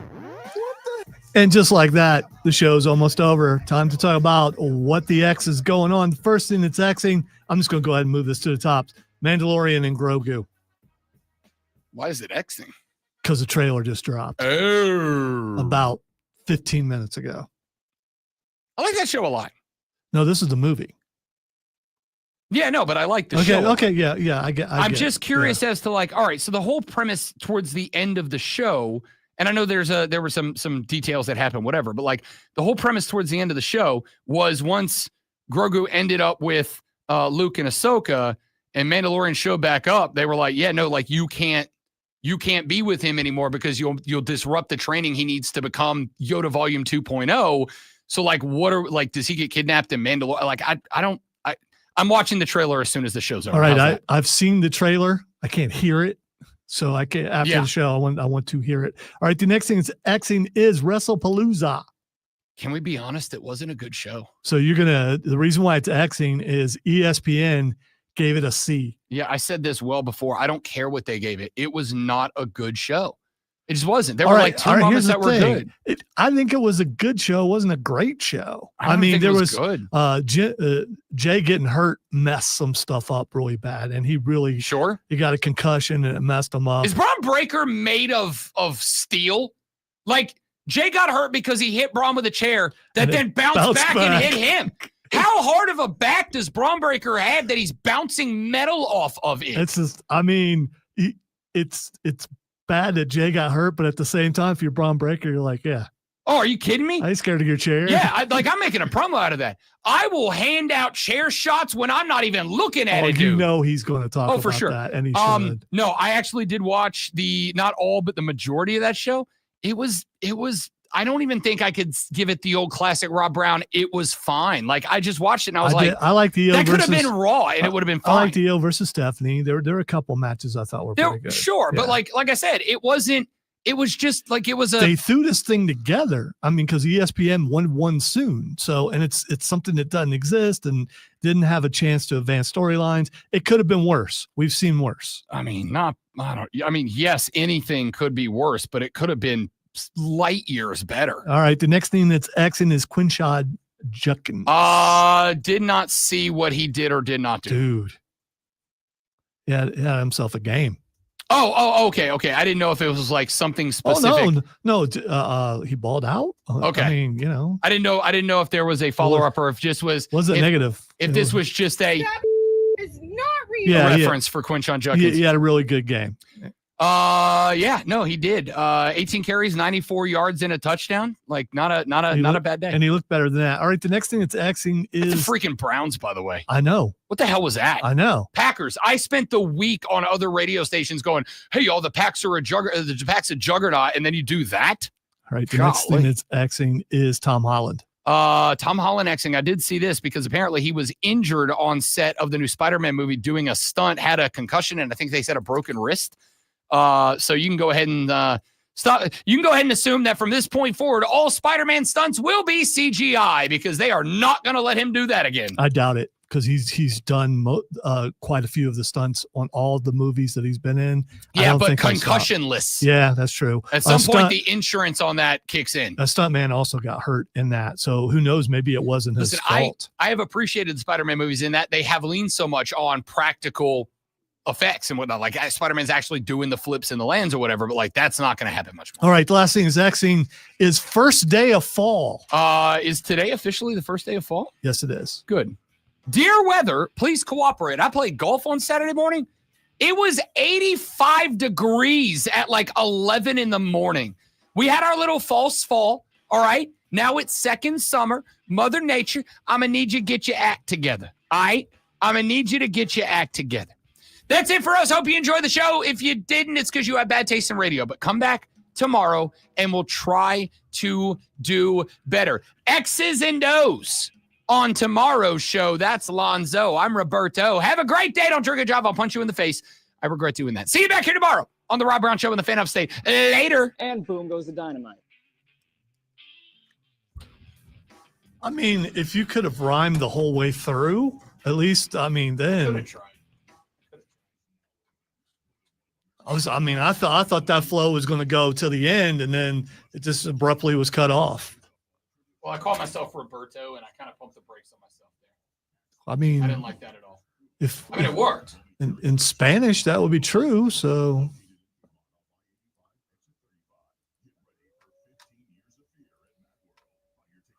All right, guys. Got a jet. Thanks for being here. You're all amazing people. I love you very much. You're super special to me.